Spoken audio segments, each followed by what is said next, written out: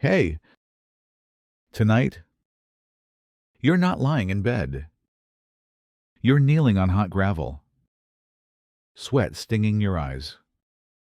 It's 81 AD, and the shadow of something monstrous is growing behind you. You've heard stories. The Colosseum is a gift from the emperor, a place of glory. But your hands are raw from lifting stones. And the blood on your tunic, it's not from the games. It's from the man who collapsed beside you, then vanished under the scaffolding. They said it would be built with marble. But they forgot to mention the slaves, the chain gangs, the crushed fingers, the endless dust. By the end of this story, you'll understand why the Colosseum didn't just entertain the masses, it devoured them. Where are you listening from tonight? What time is it where you are? And if you like slow, strange history to fall asleep to, maybe subscribe. No rush. Now dim the lights. Let your spine melt into the mattress. You're not in control. You're in Rome. And Rome doesn't care if you're tired. You wake up choking on limestone dust. It's in your nose, your mouth, your sheets, if you can call a sack of straw and moldy rags sheets. The air is dry and sharp. Outside, the morning sun glares off pale stone blocks stacked like tombs in progress. That's the Colosseum. It's still unfinished. But it's always there. Growing. Looming. Your room is nothing more than a corner of a cramped tenement, where 7 people sleep in shifts. The walls sweat in summer, crack in winter. There are no windows, just slats that let in every sound from the street, the carts groaning under granite, the whips, the calls for more mortar. You hear your neighbor coughing again. The wet kind of cough. The kind that doesn't go away. The emperor says Rome is glorious. But glory doesn't leak from the ceiling and smell like rats. Breakfast is yesterday's barley mash, hard as roof tile, with a chunk of something unidentifiable floating in olive oil that's mostly greenish sludge now. You chew slowly, mostly to avoid choking. Salt is expensive. Flavor is a myth. Hunger is familiar. You think about meat. But only the rich get that. The ones who'll sit under shaded canopies in the arena while your friends haul bricks barefoot. You once got a slice of dried fig from a foreman after carrying his sandals up 4 flights of scaffolding. Sometimes you trade favors for crusts of bread. Sometimes you steal.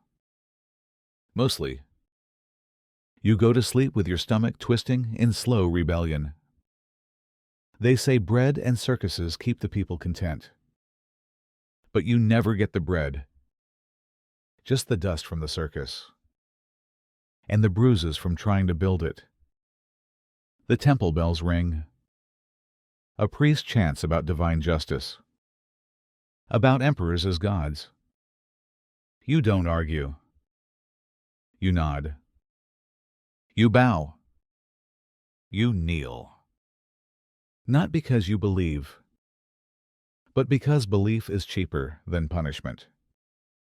They say the Colosseum is being built in honor of the gods, that every stone laid is a hymn, that labor is sacred, that your suffering is noble.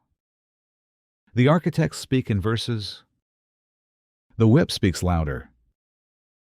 There are omens to fear birds flying wrong, blood pooling strange. If someone dies on the site, the augurs read it.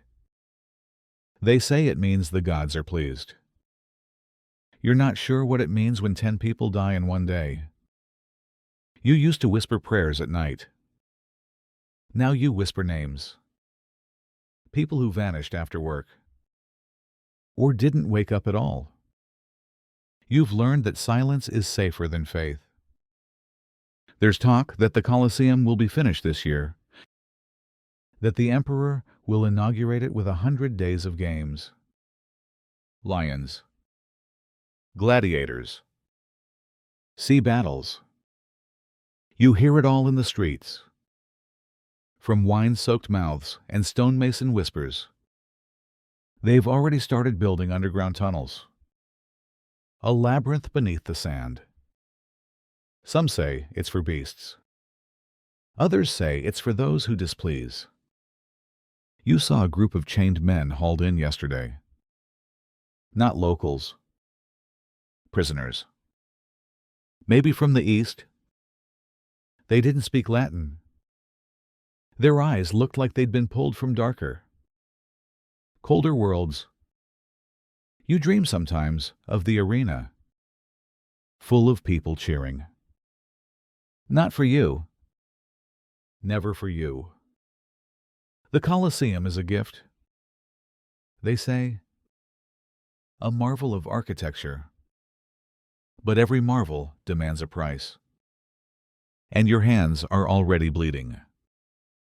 You step onto the construction site before sunrise. The air is already warm, thick with grit. A thin mist hangs over the ground. But it doesn't soften anything. The first thing you notice is the noise, not the kind that comes from people, but the kind that comes from pressure. Stone dragging against stone. Chains rattling like dry bones. Somewhere, someone groans. And it's unclear whether it's from exhaustion or injury. The ground crunches under your sandals. Not earth. Not really just broken chips of marble. Limestone. Sand. And crushed bone dust that somehow always gets into your mouth. You swallow without meaning to. And it tastes like blood and ash. You tell yourself it's just rock. Just Rome. They've been digging for weeks. Maybe months. No one tells you how long anything has been going on. Time here isn't marked by hours. It's measured in wheelbarrow loads, collapsed scaffolding, and the number of men who don't come back after midday. You see them sometimes faces in the morning, gone by nightfall. Their names disappear too, replaced by the name of the structure they helped build. You're handed a dull pickaxe and pointed toward a trench. There's no welcome. Just a gesture. The man who points at you doesn't blink. His face is a permanent grimace, carved by years of dust and discipline. His tunic is clean. His boots are dry. He doesn't move like someone who works. You descend into the trench. It's deeper than it looked from above. The air here is cooler, but stale, and filled with the sharp scent of freshly broken rock. You start to dig, not because anyone told you how, but because the silence around you is louder than any scream. It feels like if you don't move, the earth might swallow you instead. The soil here is strange. Pockets of black ash, reddish clay, pale streaks of sand. You're told it used to be a lake bed, a shallow basin where water once gathered and swelled. That explains the dampness, but it doesn't explain the bones.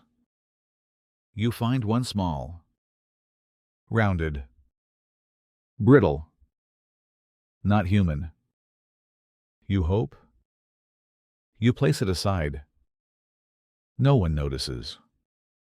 Or if they do, they don't care. An older man near you mutters something in Greek. You don't understand the words, but the tone is clear. He's been here longer than you.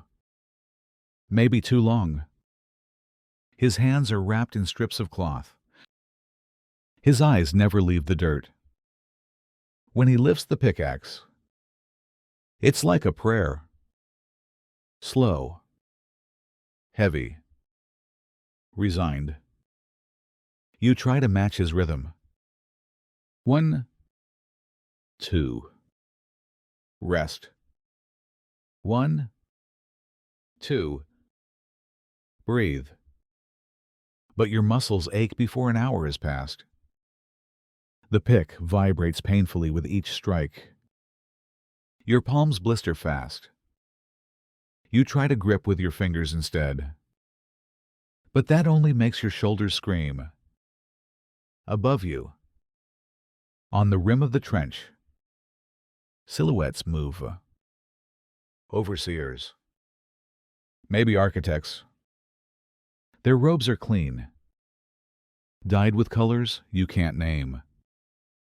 They hold scrolls and make gestures, measuring shadows and angles with tools that look like bones. They speak in Latin, but not the kind you use in the street. This is the Latin of plans, of orders written in marble and sweat. You wonder if they've ever touched a shovel. Midday comes without warning.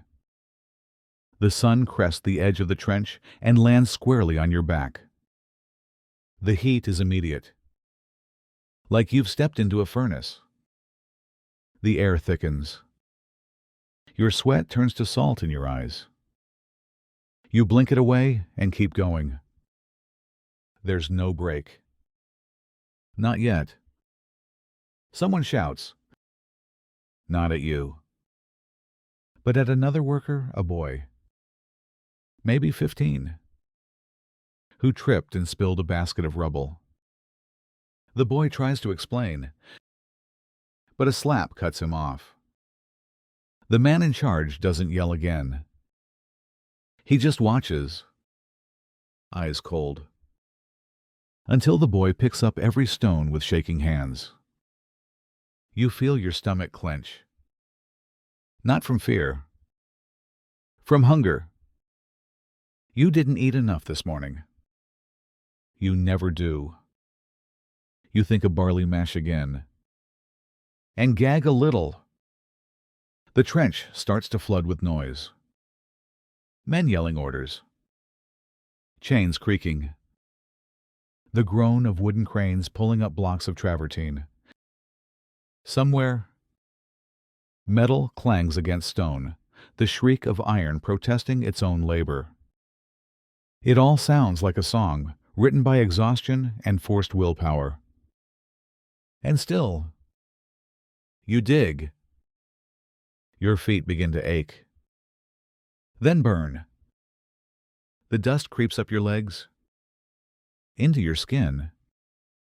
You've stopped noticing the taste in your mouth. It's just part of you now. You scrape another layer of soil, revealing a strange pattern beneath a perfect ring of dark stones. Someone says it's the foundation line, the beginning of the hypogum, the underground maze that will carry beasts and men to their deaths. You stare at it for a long time. The Roman Colosseum will sit on this very spot, and it will rise, higher than anything you've ever seen. They say it will seat 50,000. They say it will last for centuries. They say it will be eternal. But right now, it's just dirt. Just blood. Just the sound of your own breath getting heavier. You're told to follow the torch. That's all. No explanation. No name called. Just a hand that beckons you and a flicker of flame disappearing down a staircase made of sweat-stained stone. The air changes as you descend. It gets cooler. but heavier thick with something ancient. Not rot. Not quite. It's the smell of wet fur, iron, and things that were once alive. The sound changes too. Your footsteps echo strangely. You realize the walls are too close together for comfort, and the ceiling feels like it's pressing down, breathing with you. This is the hypogem. You've heard rumors. Everyone has. That it's a maze. That once you enter, you don't always come out. That beasts live down here, not just animals, but things with teeth too big and eyes too human. You always thought that was just talk. Now you're not so sure. The man with the torch doesn't speak. His tunic is stained in places you can't name. He doesn't walk, he glides. Like someone who's done this for years and stopped caring about corners and turns. You follow close behind, afraid of losing the flame. The walls sweat. Water drips from somewhere above, slow and rhythmic, like a heartbeat. Then you hear it, a low growl. Not a man, not words, just a deep, dragging exhale that vibrates the air. Then another, louder, closer. He stops, points. Ahead of you, behind iron bars, are eyes. 6 pairs, glowing faintly in the dark. One set blinks. A lion. You think, no. 3. Behind them, something larger moves slower. Heavier. An elephant, maybe? You're not sure. Its shape blends into shadow. Like the darkness makes it. The torchbearer grunts and lifts a latch. He swings open a small gate and leads you into the holding corridor. This, he finally says, voice gravelly, is where the drama begins. But no one claps down here. You're not sure what you're supposed to do. So you stand still. He gestures to a lever and a rope system above your head. This lifts the cages, he says. One wrong move, and they don't go up. They come out sideways. You look at the mechanism. Wooden wheels, greased ropes, iron pins. It's not elegant. It's brutal. But it works. You see claw marks on the wood near the base. Deep gouges. One set of bars has been reinforced with bronze. There are stains on the floor. Not rust. He hands you a hook. Tie it to the cage when I say, he mutters. Don't speak to the animals. They don't like that. And don't look them in the eyes. Makes them remember you. You nod. You don't know why, but it feels like the right thing to do. You keep your eyes on the floor. The rope. The gears. Another sound. A different growl. Shorter. Angrier.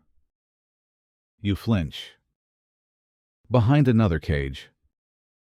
Something lunges. Metal rings scream as they hold. Dust falls from the ceiling. Your heart thuds against your ribs. And for a second, you forget to breathe. That's a panther. The man says, like he's naming a neighbor. Got him from Nubia. doesn't like men. You try not to wonder what that means. Deeper in the hypogam, you pass more chambers. Some hold animals. Some hold silence. One is empty, except for a chain bolted to the wall and a pair of leather straps lying on the floor. You don't ask. There's a room where the smell gets stronger, blood and sawdust. A butcher's corner. You see carcasses dragged in on sledges. Meat for the games. Meat for the beasts. Meat for someone. Every now and then, you hear voices from above. Muffled. Distant. Laughter. Cheering. The seats of the Colosseum are already being tested. A few privileged souls, senators or engineers, are watching rehearsals. They don't see what's beneath. They don't hear what you hear. They don't smell it. You return to the lift. Your job now is simple. When the signal comes, you crank. When the beast rises, you step away. If it struggles, if it breaks loose, you run. No heroics. Just steps. Just speed. One man didn't run last week. There's still a scratch on the wall where his name used to be. You spend hours down here. You forget how many. The torch dims. Another one replaces it. The handler grunts approval when you don't mess up. That's the highest praise you'll get. At one point, he leans close and says, "They cheer for the lion. They cheer for the fighter. No one cheers for the one who opened the gate." Then he walks away, back into the tunnels, swallowed by shadow and the memory of roars. You stay there, beside the mechanism, your hands wrapped around the rope, your mind wrapped around the fear. And somewhere above, the Colosseum waits. But you already know the real arena is underground. You emerge from the tunnels into the open arena. The light blinds you at first. After hours underground, even the overcast Roman sky feels like fire against your eyes. You blink until shapes come into focus: arches, marble columns, the growing ring of tiered stone seats. And in the center, sand. A wide, flat field of it, pale and almost golden. The arena floor. You've never stood here before, only seen it from scaffolding, or heard about it in whispered jokes where people come to die, where blood turns into cheers. Now you're walking across it. One step. Another. The sand is softer than you expect, but not warm. It hides something. You can feel it in how the ground dips and shifts. They tell you not to dig your feet in too deep. A man waves you over. He's older, wrapped in a long brown tunic with a red sash. He carries a brush in one hand and a bucket of sand in the other. He doesn't smile. "You're here to dress the stage," he says. "Like it's a play. First, you rake. Then, you scatter. Then you forget. You nod. Not because you understand, but because no one waits for your questions. You take the rake and begin. The sand resists at first, clumped in spots, as if remembering what happened here yesterday. Test runs with animals. Mock fights. Rehearsals that ended too real. Beneath the surface. Your rake catches on something hard. You pause. The man glances over. "Just a pin," he says. There's dozens of trapdoors. Watch your step. You kneel down and brush the sand away with your hand. A hinge. Iron. Old but strong. You pull back more and find a square outline, one of many hidden panels built into the arena floor. Beneath it. The hypogeum again.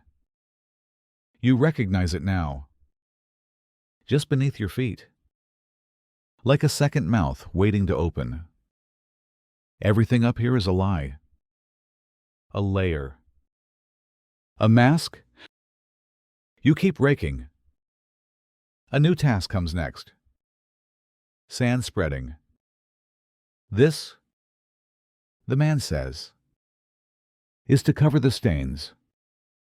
He dumps a fresh pile where a dark smear has soaked deep. Blood will come, he says softly. And we don't want the senators to see yesterday's blood while they wait for today's. You realize the sand isn't just decoration. It's strategy. It's ceremony. It absorbs. It conceals. It resets the story every morning. You move in slow circles, following his lead. The motion becomes a kind of rhythm. Soothing. Almost. Until you look up. The seating rises high now. Marble slabs carved into careful tiers. The lowest levels already have cushions laid for the elite. There's scaffolding above, where slaves string canvas awnings, velarium to shade the wealthy from the sun. You wonder how many of them will ever touch this sand, or feel the edge of a rake catch on something too solid. Far across the arena, a team hauls a replica temple wall into position. It's for an upcoming performance, a reenactment of some myth or conquest. You can't remember which. The props are elaborate. Painted wood. Cloth banners. The illusion matters more than the truth. You spot a group of boys being measured for armor. They laugh too easily. You know they won't be laughing tomorrow. The man beside you speaks again. "This place is a monster," he says, not looking at you. But it's the kind that smiles. Don't forget that. He steps aside to draw a pattern into the sand with the tip of his brush, just a few lines. Deliberate. Careful. Then he wipes them away.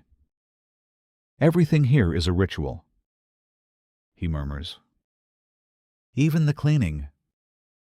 You rake in silence after that. A wind blows dust across the stage. And for a moment, it feels like the Colosseum is breathing. The arches whistle. The banners flap.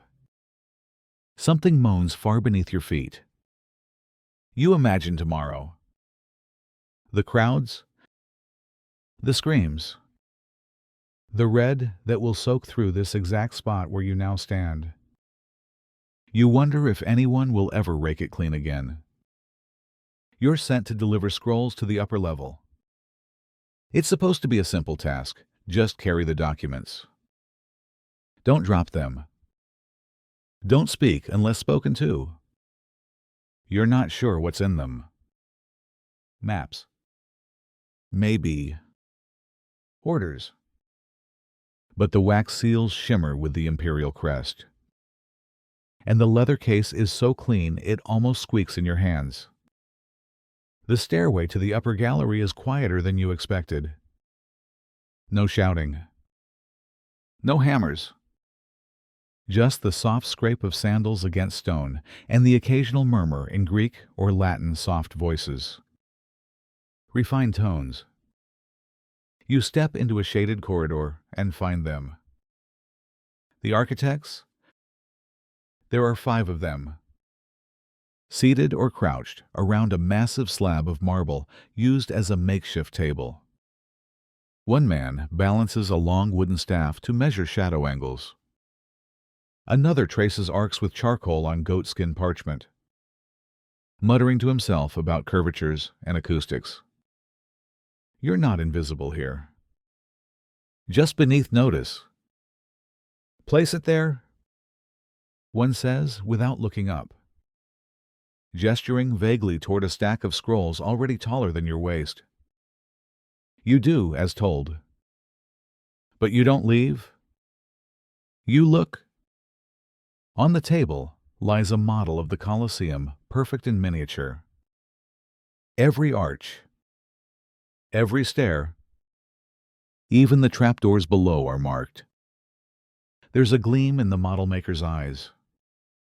Not pride. Obsession. He adjusts a tiny platform with delicate tweezers, as if the placement of that imaginary slab will determine the fate of an empire. One of the scrolls is unrolled before you can stop yourself from glancing. It shows a cross-section of the arena. Layers. Levels. Caverns. Drainage systems. Ventilation shafts.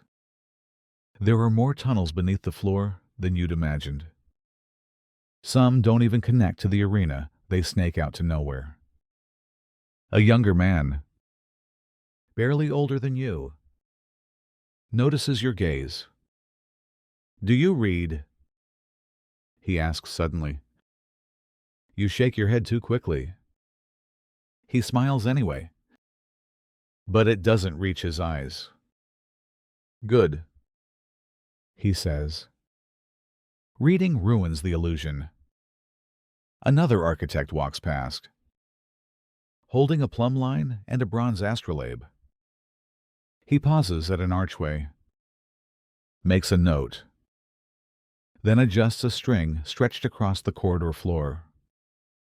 If it's off by even a palm's width, he murmurs, the entire echo will fail, and the emperor's voice must be heard without shouting. They aren't building an arena. They're conducting a ritual of control. You feel something strange in your chest, something like awe, but bitter at the edges. You want to respect them, the minds that can tame marble and sound and sun. But then you remember your blistered hands, the man who collapsed beside you yesterday, the lion's claw marks on the lift shaft. To them, it's a dream of symmetry. To you, it's a sentence of pain. You step back, nearly tripping over a stack of bricks labeled with Greek letters. Someone curses. The man with the model glares. Don't touch anything, he says sharply, unless you're ready to replace it with your life. You nod. Apologize. Back away. But you can't unsee what you saw. Every part of the Colosseum is measured, calculated. Its ellipse isn't just aesthetic. It allows better sightlines for the audience. The underground shafts are angled to catch breezes. The walls are slightly concave, so the structure appears taller than it is. Even the vomitoria, those grand exits for crowds, are shaped like veins, pumping blood through stone. You understand now. This place isn't chaos. It's control disguised as spectacle. As you descend again, the sounds of hammering return. Sweat. Shouting. Bone-meeting effort. And suddenly, you know your place. You're not part of the vision. You're part of the dust. Part of what they expect to be swept away once it's complete. But still, you walk. Still, you work. Because the dream belongs to someone else. You don't wake up in a bed. You wake up to the sting of leather on your back. The sun hasn't risen yet. But the overseers don't care. Time isn't counted in hours here. It's counted in bricks carried and bricks dropped. The iron collar around your neck isn't as heavy as the stones you'll haul today. But it chafes more. Every breath pulls skin raw. You don't speak. No one in your line does. Speaking draws attention. Attention draws punishment. You are Slave 17. The number was burned into a wooden tag tied to your belt the day you arrived. You haven't heard your real name in months. Maybe years. Even your memories whisper it now, timid. Unsure. The line moves. You lift the yoke across your shoulders. It's wood. Splintered and dark with sweat. 2 buckets of crushed lime swing from either side, pulling at your joints with every step. Your spine adjusts to the weight, like it's greeting an old friend. Around you, others move in slow rhythm. A man with a gray beard older than anyone should be on this crew stumbles forward. His eyes are pink from the dust. His lips cracked. Next to him, a boy no older than 14. One wrist chained to the yoke itself. He doesn't cry anymore. That stopped on week 2. There's a woman. 2. She never speaks. Not since the day someone tried to run and she was made to watch. Her eyes are always open now. Wide and blank. Like she's somewhere else entirely. None of you wear sandals. Not worth the trouble. Your feet are layered in callus and scar. You've learned to walk on pain like it's part of the ground. The guards don't yell much. They don't have to. Their presence is enough. Bronze helmets glint in the sun. Whips hang from their belts, coiled like sleeping snakes. When someone drops a load, there's no shouting. Just a sharp sound once. Twice and then silence. The body is dragged off. A replacement appears. The line never stops. You reach the base of the outer wall. Today, your job is to carry mortar. Yesterday, it was scaffolding. Tomorrow, it might be bodies. You climb. The scaffolding sways beneath you, wooden beams lashed with rope and crossed with planks no thicker than your wrist. Some creak. Others sag. You don't look down. You don't look up either. Only forward. At the halfway point, you pass another crewman hauling marble blocks. Their hands wrapped in cloth soaked through with red. One of them meets your eyes. Just for a second. Long enough for you to know he sees you. Long enough to remember you're still human. Then the moment passes. At the top, you pour your buckets into a trough.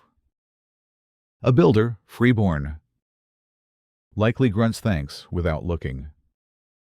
He spreads the lime with a flat iron trowel, sculpting the wall like it's a statue. His hands are steady. His breathing even. He hums under his breath. You want to hate him. But mostly, you want his calm. You turn to descend. Your arms ache in strange rhythms, now pulsing with each heartbeat. Like your blood has learned to carry exhaustion as part of its job. You wonder if there's a limit to how much a body can hold before something inside just gives up. Halfway down, a man above slips. You hear the shout, then the crash, a sound like wet pottery breaking. Everyone freezes for a breath. Then someone yells, and the line resumes. The fallen worker is gone before you reach the ground, as if the wall itself ate him. Another man fills the gap. This is the curse of your place. You're essential, but you're invisible. The Colosseum needs your back, your knees, your sweat, but not your name, not your voice. You are not remembered. You are not mourned. You are replaced. Later, as dusk falls and the sun bleeds orange across the scaffolding, you sit with your line. Not together, just near. The man with the beard hums something low. The boy sleeps with his head on a coil of rope. The woman stares at nothing, her fingers tracing a pattern on the dust. You feel the pull of gravity in your bones, not just downward, but inward. Like the empire itself is leaning on you. Not because you matter, but because you're there. You are the bone beneath its heel. The sky turns from gold to iron. And still, they don't let you leave. Someone calls your number. You're reassigned. Night duty. Watch the northern storeroom. No sleeping. No questions. You nod, though every bone in your body wants to collapse. You've heard stories about the night shifts.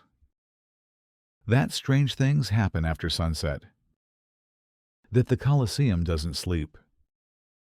It listens. The storeroom is tucked beneath the outer archways, where shadows linger even at noon. At night, it becomes a cave of silence. You sit beside stacks of limestone blocks and buckets of iron nails. The torch flickers in a slow rhythm, casting long, thin shadows that sway like hanging ropes.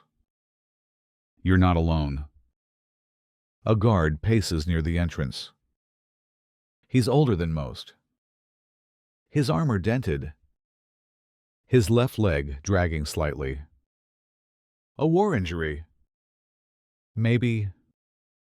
He doesn't speak for the first hour. Just walks. Turns. Walks again. The only other sounds are the groans of timber settling, the soft drip of water from the high arches, and something else, something further away. A soft dragging. You hold your breath, but the sound vanishes. The guard finally sits on a crate, pulling out a dried fig and chewing it like it's an afterthought. Cold night, he mutters. You nod. He studies you for a moment. You new on night watch. You nod again. He snorts. Then no one's warned you. You wait. There's things that move in here after dark, he says. Not beasts. Not rats. Not guards. He looks toward the arena, though it's hidden behind walls and gates. Things we buried beneath the floor. You try to smile politely, but he doesn't return it. I've seen men walk these tunnels alone and never come back. Found their tools, their clothes. Not them. He leans forward, eyes reflecting torchlight. And sometimes, when it's quiet like this, you can hear the stones breathing. You laugh. Softly. You don't mean to. It just escapes. But his face doesn't change. They buried a worker inside the wall once, he says. By accident. Scaffolding collapsed. Couldn't get him out. So they just kept building. You look at the wall beside you. The stone feels thicker now, more silent. Some say he knocks. At night, looking for a way out. You tell yourself it's just a story. Soldiers get bored too. They make up ghosts to pass the time. Then you hear it. A whisper. Close. Too close. You spin toward the storeroom's rear, where the torchlight fades into black. Nothing moves. But the air feels wrong. Thicker. As if something has just left the room. Or is still there. Watching. The guard stands. Stretches. Doesn't comment. He walks a slow circle. Then stops beside you again. I used to fight in Dacia, he says. As if you'd asked. Saw men gutted in the snow. That was clean. This place? He shakes his head. This is slower. Meaner. You can't see the wounds. But they stay. You shift on the stone floor. Your body aches. Your eyelids grow heavy. But you remember the order. No sleeping. A chain rattles in the distance. Not near the beasts. Deeper. The guard hears it too. He stiffens. But says nothing. You both wait. Listening. The sound fades. He sits again. More quietly this time. The Colosseum wants something from all of us. He mutters. Some give blood. Some give bone. Some give their nights. You nod slowly, unsure whether you believe him or not. Then, from deep within the hypogam, a scream. Not loud, not long, but unmistakably human. The guard doesn't react, doesn't move. He just stares ahead. You don't ask what it was, and he doesn't tell you. Because here, after dark, silence is safer than truth. The morning after the test games, you're handed a rag and a bucket that smells like vinegar and ash. Arena cleanup. The man says. No further explanation. No warning. You step onto the sand and freeze. The floor is no longer golden. It's rust-colored. Streaked. The rake marks from yesterday are gone, replaced by drag trails. Pools of dark red. And small black flies buzzing where they shouldn't be. No crowd now. Just silence and heat. The blood isn't just splattered. It's soaked into the sand. Heavy and clumped. The air smells like iron. You try not to breathe too deeply, but the scent clings to the inside of your nose, to the walls of your throat. It's thick, almost oily. You begin to work. Not scrubbing, there's no point. Just scooping the top layer of sand, dumping it into the barrel. spreading fresh sand on top. A trick of the eye, a cover for what's now beneath. A handprint is still visible near the central gate. 5 fingers splayed, nails torn. You pause. No one tells you to hurry. No one tells you to stop.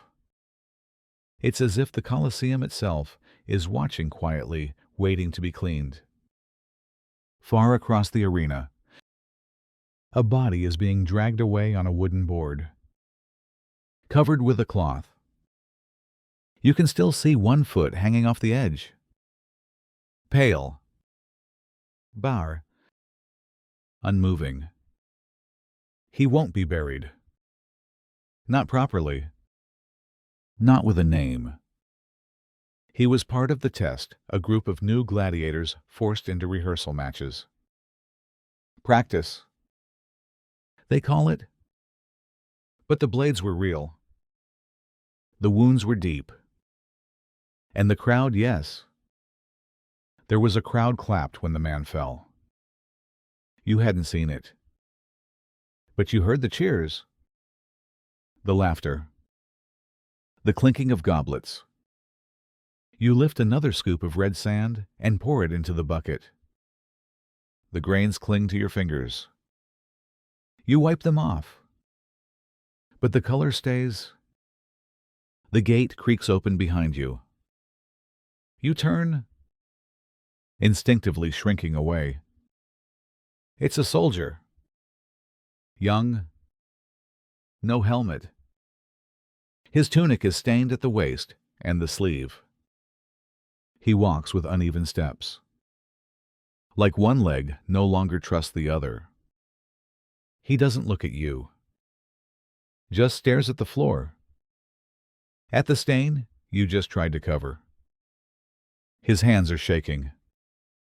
You don't ask what he did, or who he was fighting, or why he's here, because none of that matters anymore. What matters is, he's still standing. He blinks slowly, as if trying to remember what sunlight feels like. Then he walks past you toward the tunnel that leads back underground. You think of what the guard said last night. Some give blood. Some give bone. Some give their nights. This boy gave something else. Maybe something no one will see. Maybe something he'll never get back. You continue your work. The rake drags across the arena floor with a slow rasp. Every line you draw is a small forgetting. A soft burial. Not of a body, but of the evidence that it existed. At the edge of the arena, cushions are still scattered across marble benches. Wine cups. Fruit peels. A sandal. Signs of comfort. Of pleasure.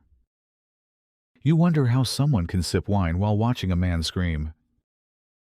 But then you remember. The blood earns the cheers.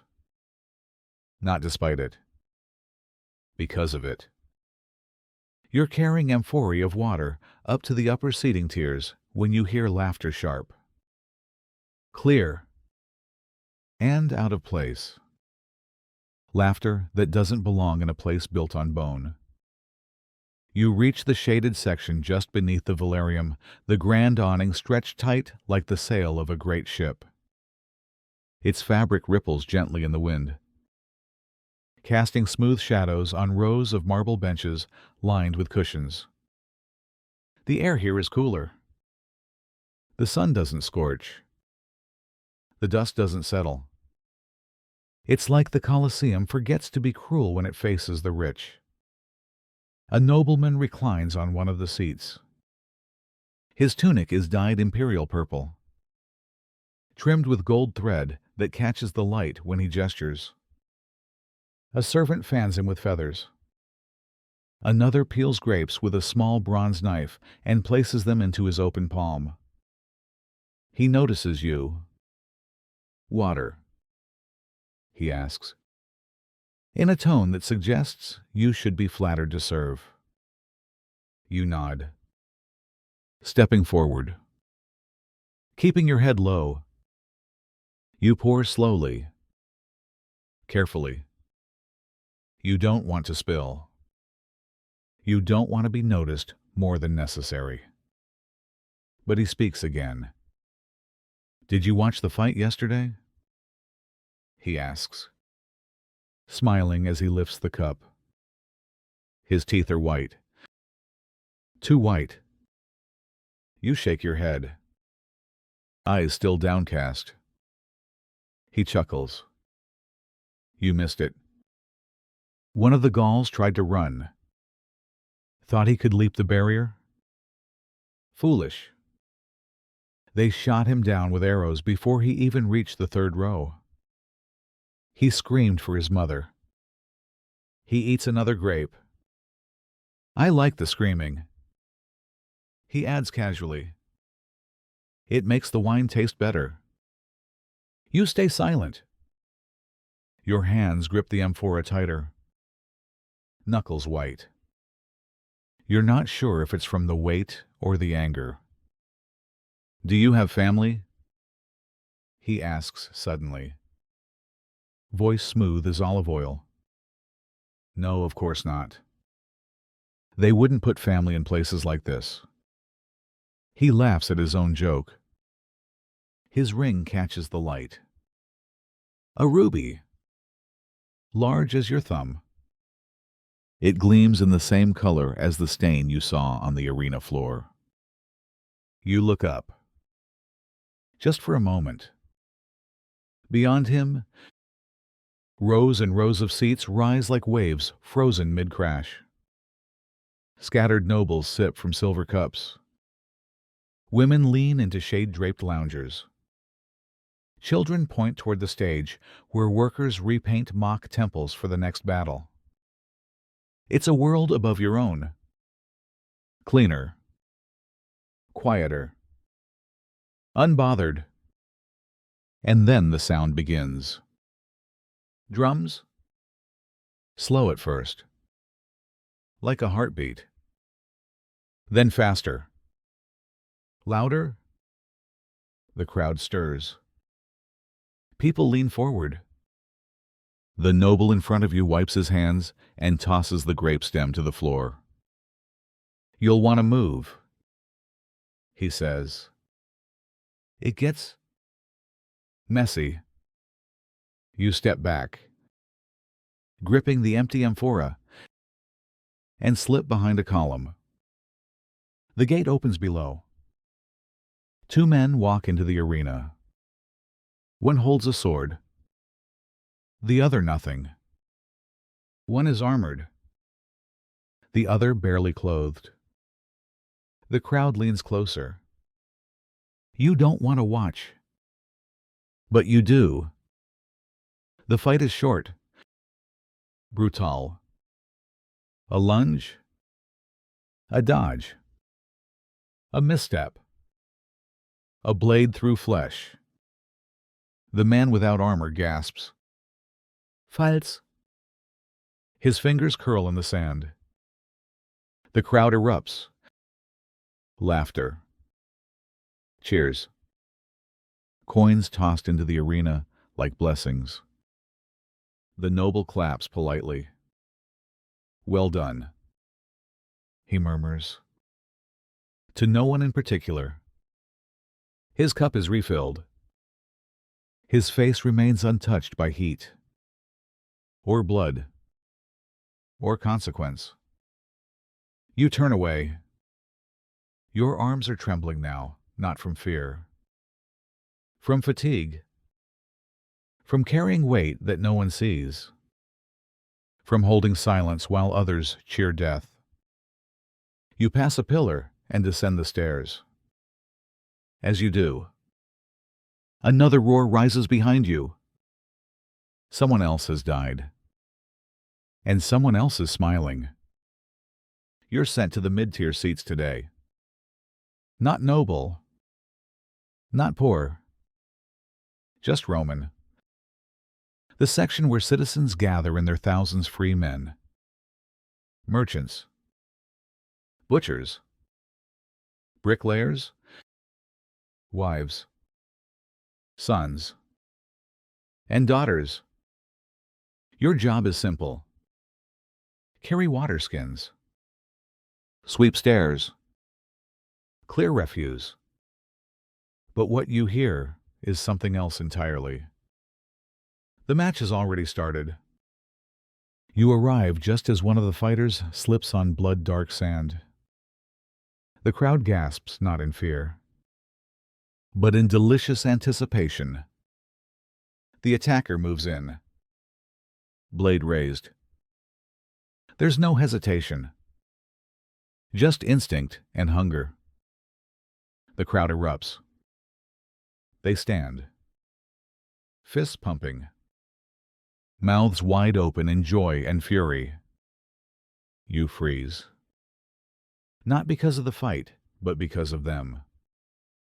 A man beside you, belly round and stained with wine, leans forward and shouts, "Cut him. Cut him deep." Spit flies from his lips as he laughs. Next to him, a boy maybe 10 mimics the motion, slashing the air with an imaginary sword. Like that. "Father?" he asks. The man grins. "That's my boy." Behind them, a woman claps with sharp precision, as if keeping rhythm.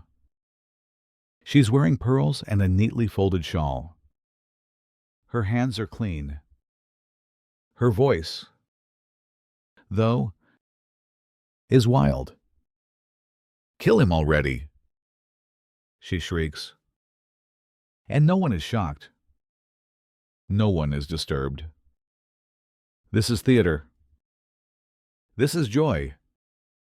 You climb higher, weaving through sandals and shouting and thrown crusts of bread. A vendor pushes past you with a tray of figs and boiled eggs, not bothering to apologize. "Only 3 left," he calls. "Eat before they bleed again." You reach the top row and pause for breath. From here, the arena floor looks smaller, like a stage on which fate plays dress-up. Below, one of the fighters falls. Not dead, just broken. You can see the wound in his thigh, the way he tries to crawl, dragging a leg that no longer answers him. The other man stands over him, waiting. Then, the moment comes. The gesture. The crowd knows it well. All eyes turn to the editor, the man chosen today to render judgment. But even he watches the crowd first. Hand raised. Waiting. And they deliver. Some raise thumbs downward. Some gesture toward their throats. Some shout, "Pair." Others chant Mitte, mercy. But their voices are fewer. Most want blood. The editor nods. The sword falls. The body shudders. Then stills. And the crowd, your people, your neighbors cheer like they've won something. You close your eyes. But the sound doesn't stop. It echoes in your skull, in your chest, in your breath. When you open them again, a woman beside you offers a date from her pouch. "First time?" she asks, smiling. You shake your head. "No." "You lie." She pops one into her mouth. Choose thoughtfully. "I like the ones who beg," she says after a moment. They die louder. "You want to run?" But your job isn't done. You descend the steps again, stepping over orange peels and spat bones. One of the children in the front row holds a wooden sword. He's practicing his swings in the aisle. His mother beams. "You'll be a gladiator one day," she says. He shakes his head. "No, Mama. I want to be the one who chooses who dies." The training hall smells like rust and sweat. The kind of sweat that clings, that gets into stone and never leaves. The walls are wet. The torches hiss. The floor is lined with straw, soaked through with spilled water. Blood. And something older. Maybe fear. You're here to carry buckets. Mop the corners. Stay out of the way. But it's hard not to look. Dozens of men move through drills, some with wooden swords, others barehanded. They strike, dodge, fall, rise again.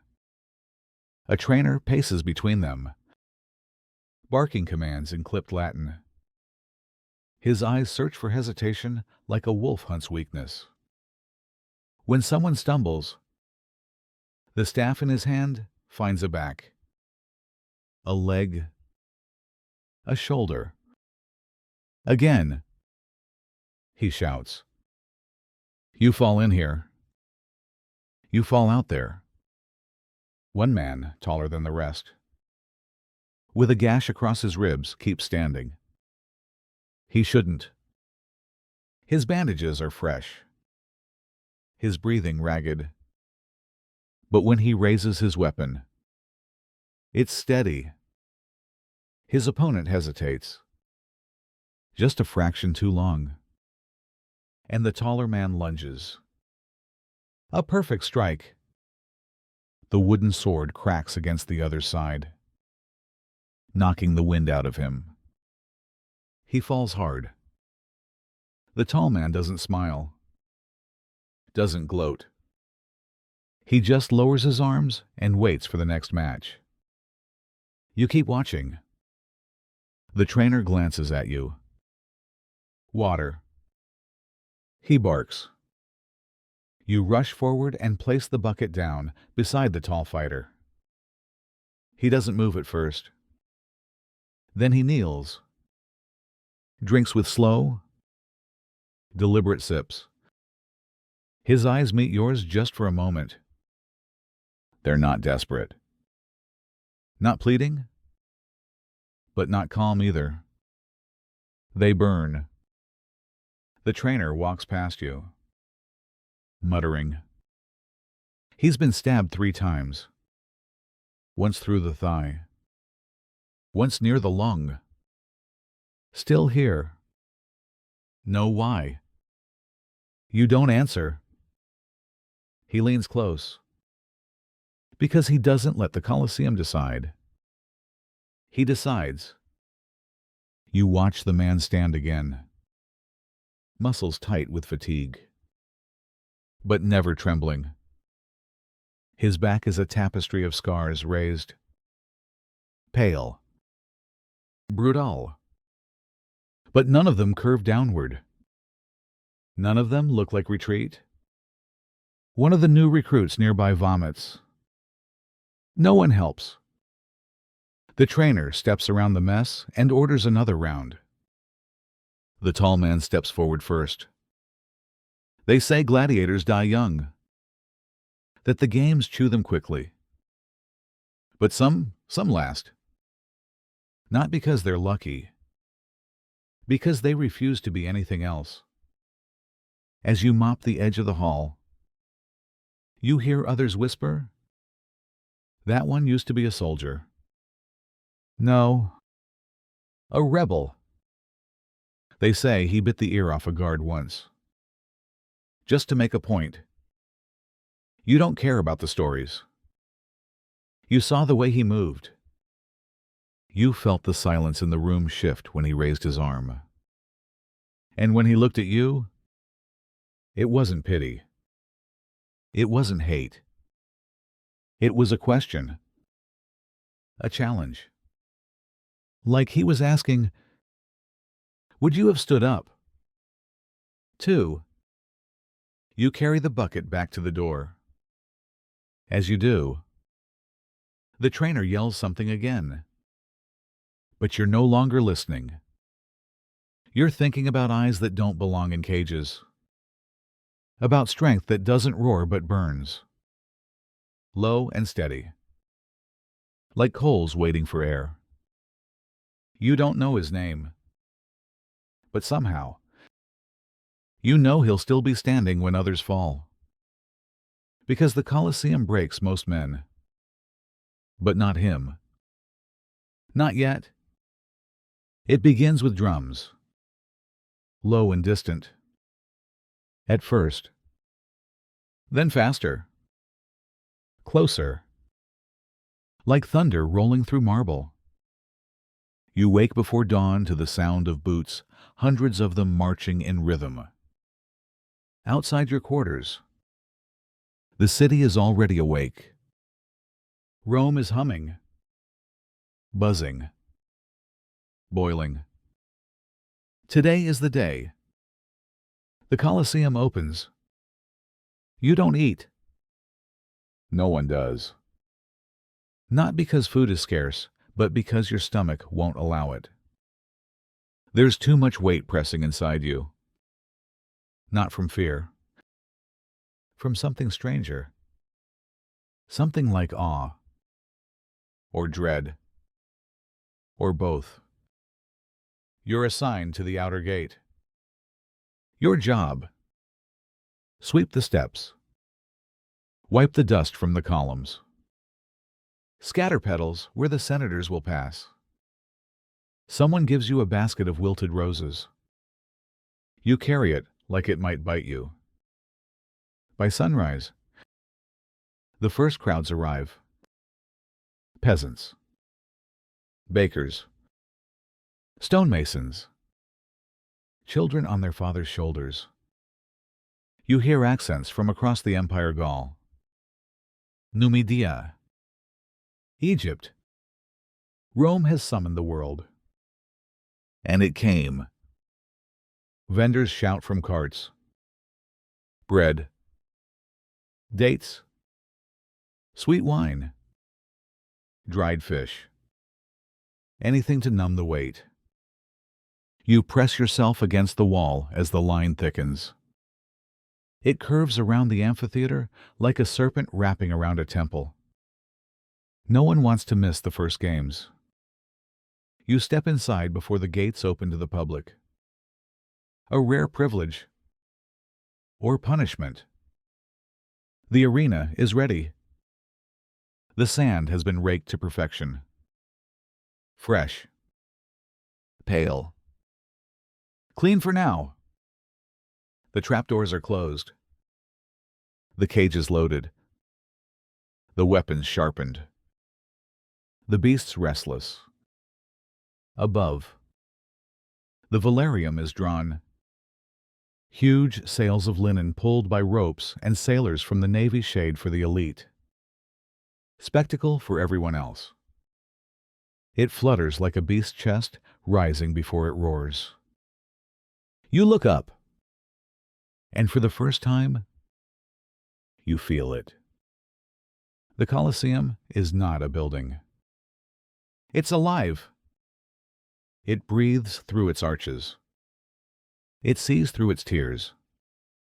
It listens to every footstep, every breath, every drop of blood that's ever stained its floor. And now, it waits. Trumpets blare. The gates open. The people pour in. Like a flood. Like a prayer. Like they're entering a temple where the gods demand sacrifice and offer entertainment in return. You retreat to the edge of the tunnel. Just out of view. From there, You watch. 50,000 voices rise. A wave of cheers. The sound shakes the stone around you. A vibration that begins in your chest and climbs into your skull. Drums again. Louder now. Then, silence. The Emperor appears. You don't see him clearly. Just the movement of gold in the shadows. But the people see him, and that's enough. They chant. They cheer. They rise to their feet, and the Colosseum opens its eyes. The first match is announced. You don't hear the name. You just hear the roar. And then the gates below open. Steel. Flesh. Dust. Sand. And somewhere, in the far end of the tunnel, you see him, the tall gladiator with the eyes that wouldn't blink. He walks onto the sand like he's walking into fire. And still, he doesn't flinch. You tighten your grip on the basket of petals. No one will remember your part in this. Not your bruised hands. Not the years you gave. Not the nights you carried bricks. Or raked blood. Or stood shaking in the tunnels. But this moment, they will remember this. Because today, the Colosseum doesn't belong to its builders. It belongs to its audience. And to its hunger. You wedge yourself between two columns in the tunnel wall. Just wide enough to see a corner of the arena. Just high enough to glimpse the sand. The crowd is thunder. Not metaphor. Not exaggeration. It shakes the stone under your feet. You feel it in your chest. A pulse, not your own. You don't know who's fighting. Not officially. But when the gate creaks open and two figures emerge, you know, one of them is him, the tall gladiator from the training hall. The one who never blinked. Who didn't let pain decide anything. He walks like a statue given breath. Slow. Steady. Focused. Across from him, another man shorter, broader, with a net and trident.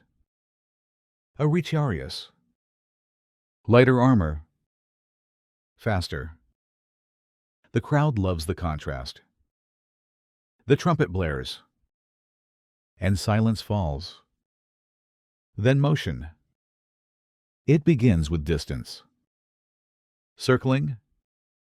Sand shifting under bare feet. Feints. Probes. No strikes yet. The net swings. Misses. The sword rises. Waits. Then, it begins for real. Steel rings against trident. A sudden push. The tall man dodges. Rolls. Rises. His shoulder is bleeding just a scratch, but red enough to earn the first cheer. You grip the stone beside you. They trade blows. Feints. Close calls. The Retiarius entangles the sword. For a moment, you think it's over, but the tall man pivots. Drops. Pulls the net tight. The trident slips past his ribs close. Too close, but doesn't bite. He pulls.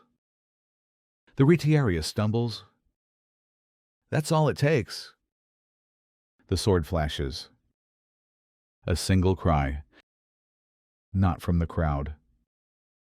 From the man on the sand. He's down. Not moving. The tall man stands over him, breath ragged, blood from his brow, his arm, his thigh. None of it fatal. Not yet. He looks up. The arena waits. The crowd leans forward. And then the moment. The thumb. You've heard of it. You've seen it in murals. But never in life. A senator rises. His arm lifts. The crowd reacts half with thumbs up, half down, shouting, chanting, begging. The tall man waits. Then the editor, a man in golden robes, makes the call. Down. The sword falls. Quick. Clean. The crowd explodes. People leap to their feet. Wine spills. Children cheer. A woman faints. But in joy, not horror. And he, the gladiator, he does not smile. He turns slowly, walks to the gate. His steps are slower now. He's not wounded. But something in him is. As he disappears into shadow, you see his face one last time. And for the first time, it looks like something inside him didn't survive the fight. You press your back to the wall. The sound of applause thundering above you. And you wonder, how many times can a man live? If something in him must die each time. You stop counting the days after the 10th. Or maybe it was the 12th. It's hard to tell. The Colosseum doesn't sleep. Not during the inaugural games. 100 days. That's what they promised. 100 days of battles. Beasts. And blood. And you're there for all of them. Not in the seats. Never there. You're below. Behind. Around. Sweeping. Pulling. Wiping. Hauling. Every task has blood in it now. Even the ones that didn't before. The sand never stays clean. It learns to drink. At first, it was overwhelming. The scale, the noise, the heat, the death. Now it's just routine. You rise when it's still dark. Report to the tool shed. Take your rag, your bucket, your duty. You don't ask who died today, or why, or if they had a name. You just look for where the stain is fresh. Some mornings you haul dead beast lions, leopards, even an elephant once. The corpse had to be winched up in pieces. The smell stayed in your skin for 3 days. Other times, it's men, or pieces of them. Most are carried off quietly. No ceremony. Just muscle and rope and a nod from a guard. One day bleeds into another. Literally. By the 20th day, you no longer flinch at screams. By the 30th, you've learned to recognize the pattern of a crowd reacting to a throat wound versus a gut wound. By the 40th, you know which bloodstains come out easily and which never will. Time becomes strange. You sleep in shifts. You eat whatever someone hands you. You dream with your eyes open. You smell blood even when there is none. Sometimes, while sweeping, you hum without realizing it. Not a song. Just a rhythm that matches the rasp of straw across stone. You stop using words like today and tomorrow. It's all just now. And after, one night, you collapse in a storage alcove behind the hypogym, too tired to climb the stairs back to your barracks. The floor's cold. The torch sputters. You let your eyes close. And then applause. Loud. Echoing. Too close. You jolt upright, but the corridor is empty. Silent. You listen hard. But all you hear is your own breath. Still. The sound stays in your head. A ghost echo.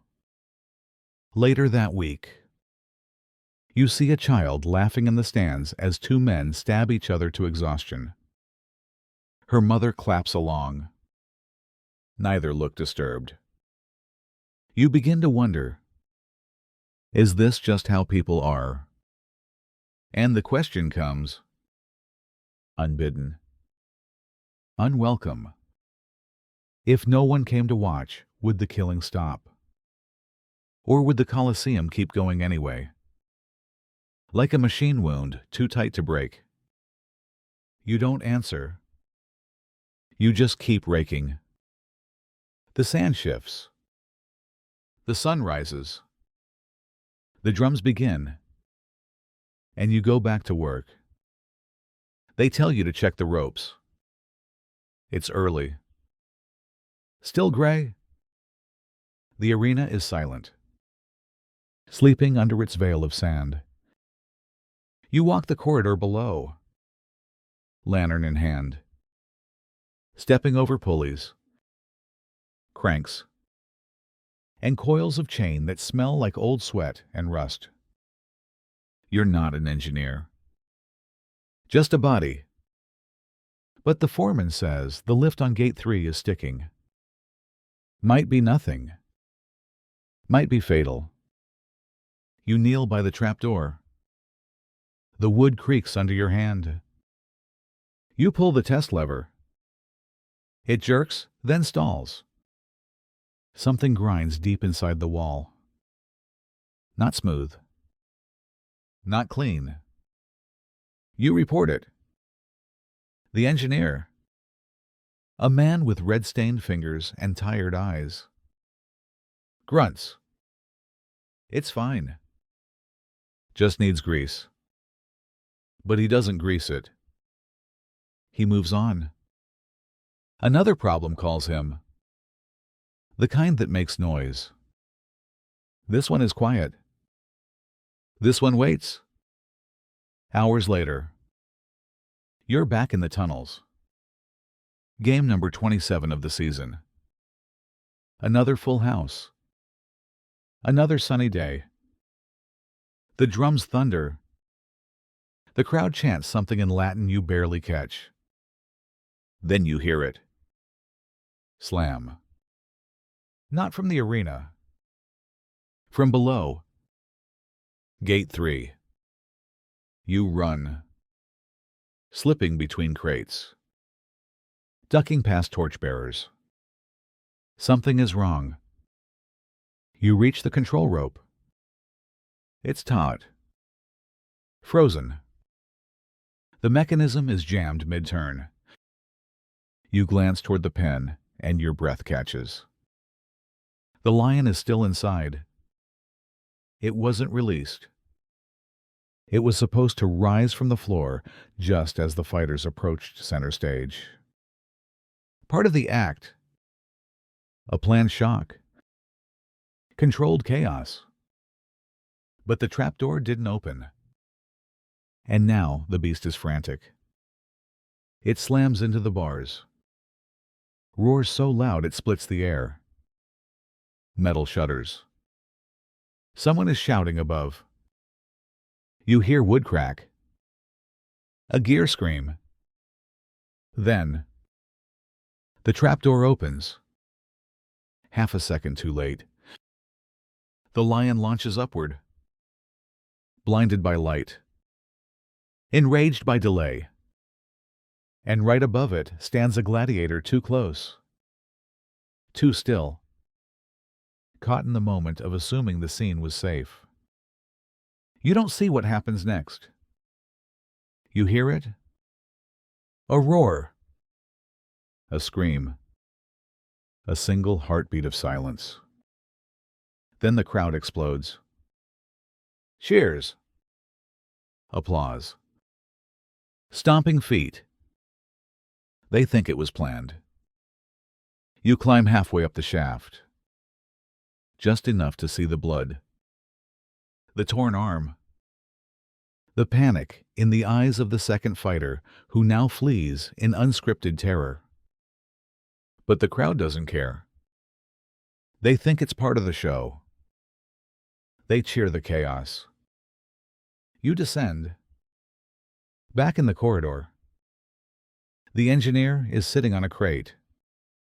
His hands are shaking. He doesn't look up. The foreman is yelling, "Papers fly!"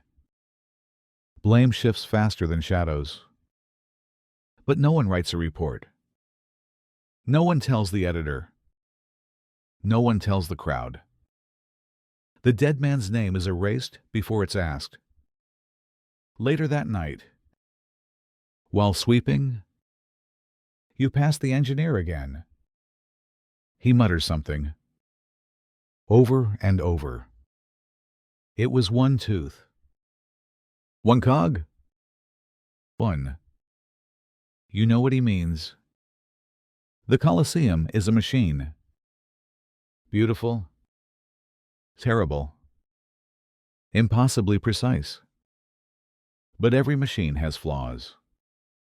And when it breaks, it doesn't bleed.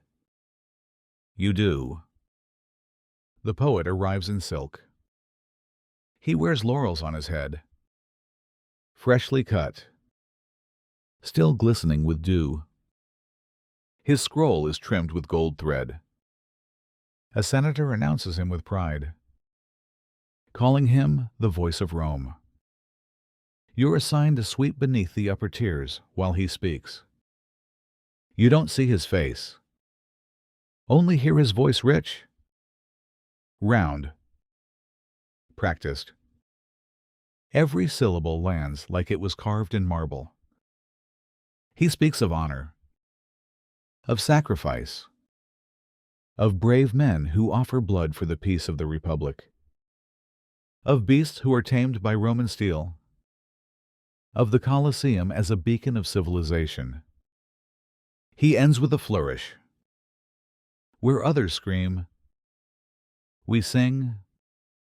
Where others run, we stand.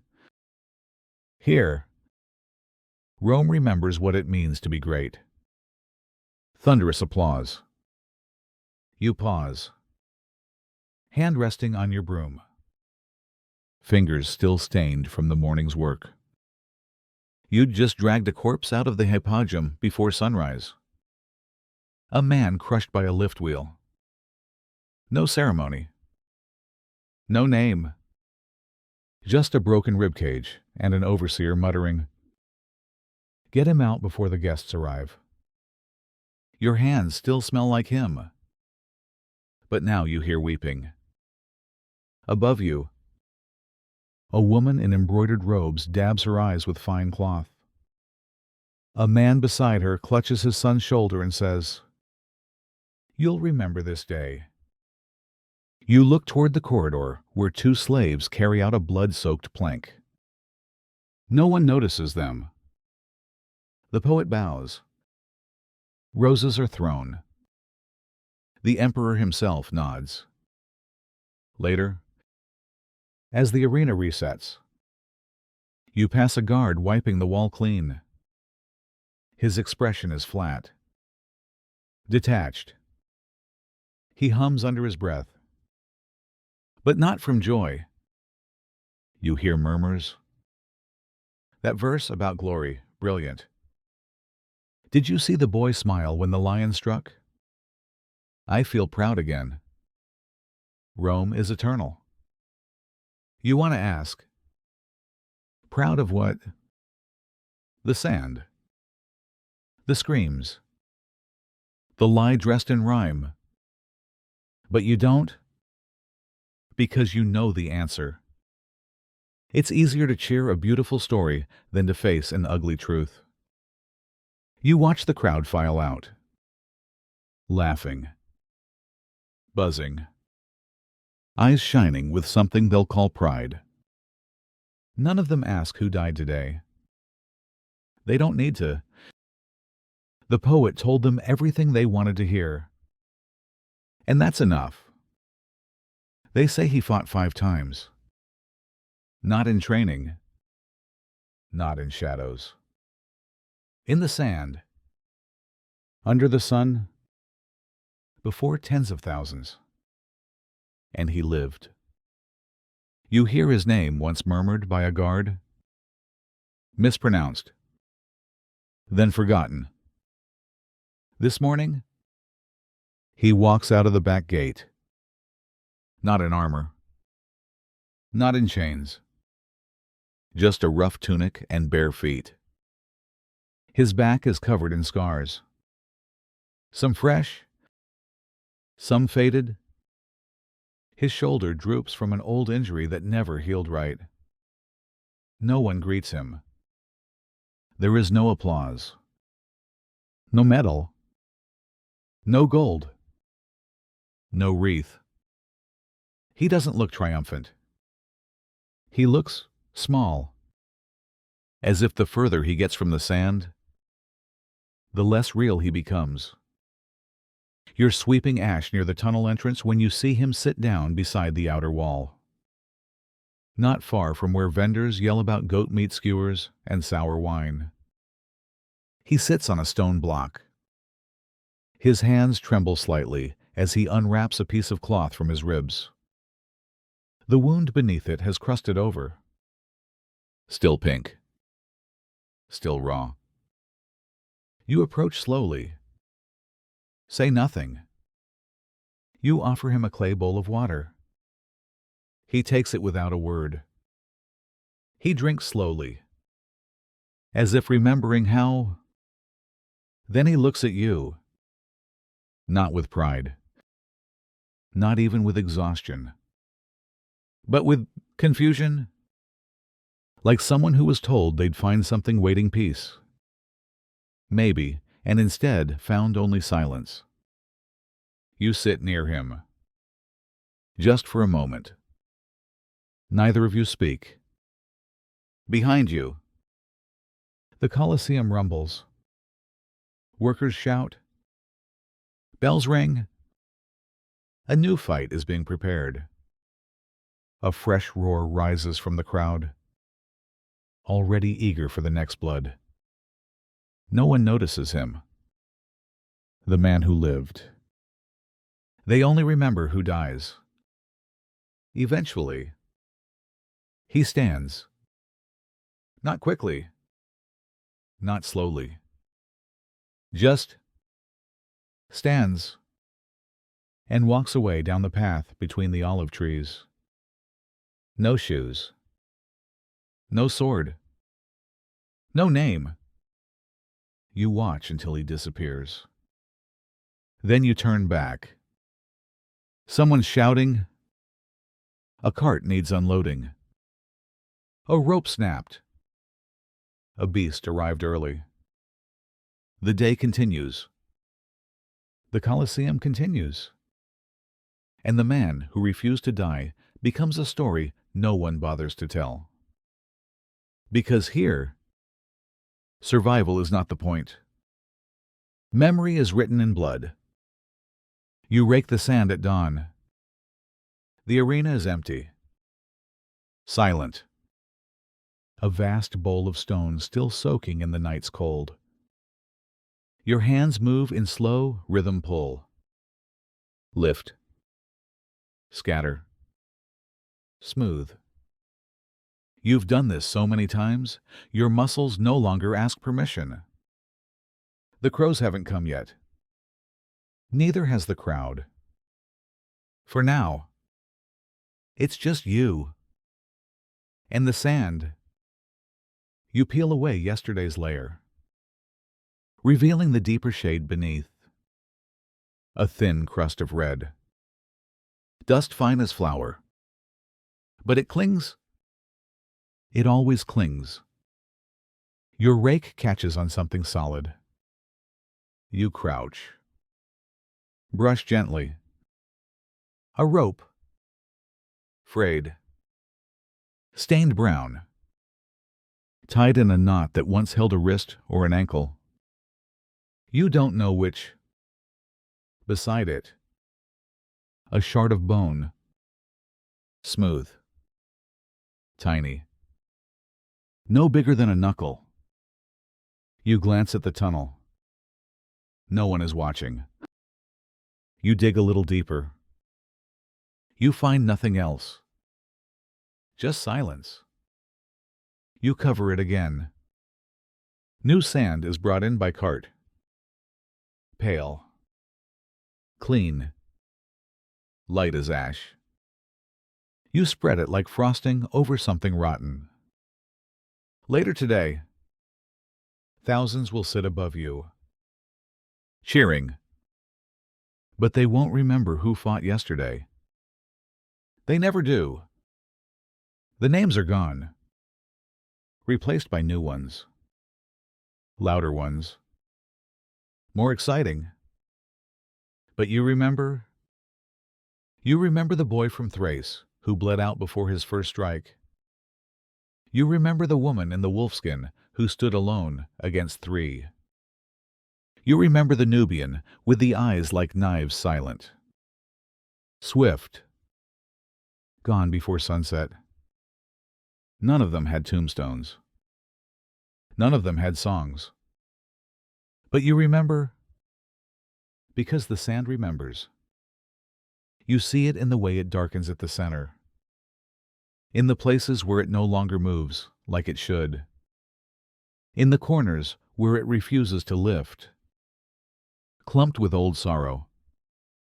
You once saw a man kneel in the center of the arena after killing his opponent.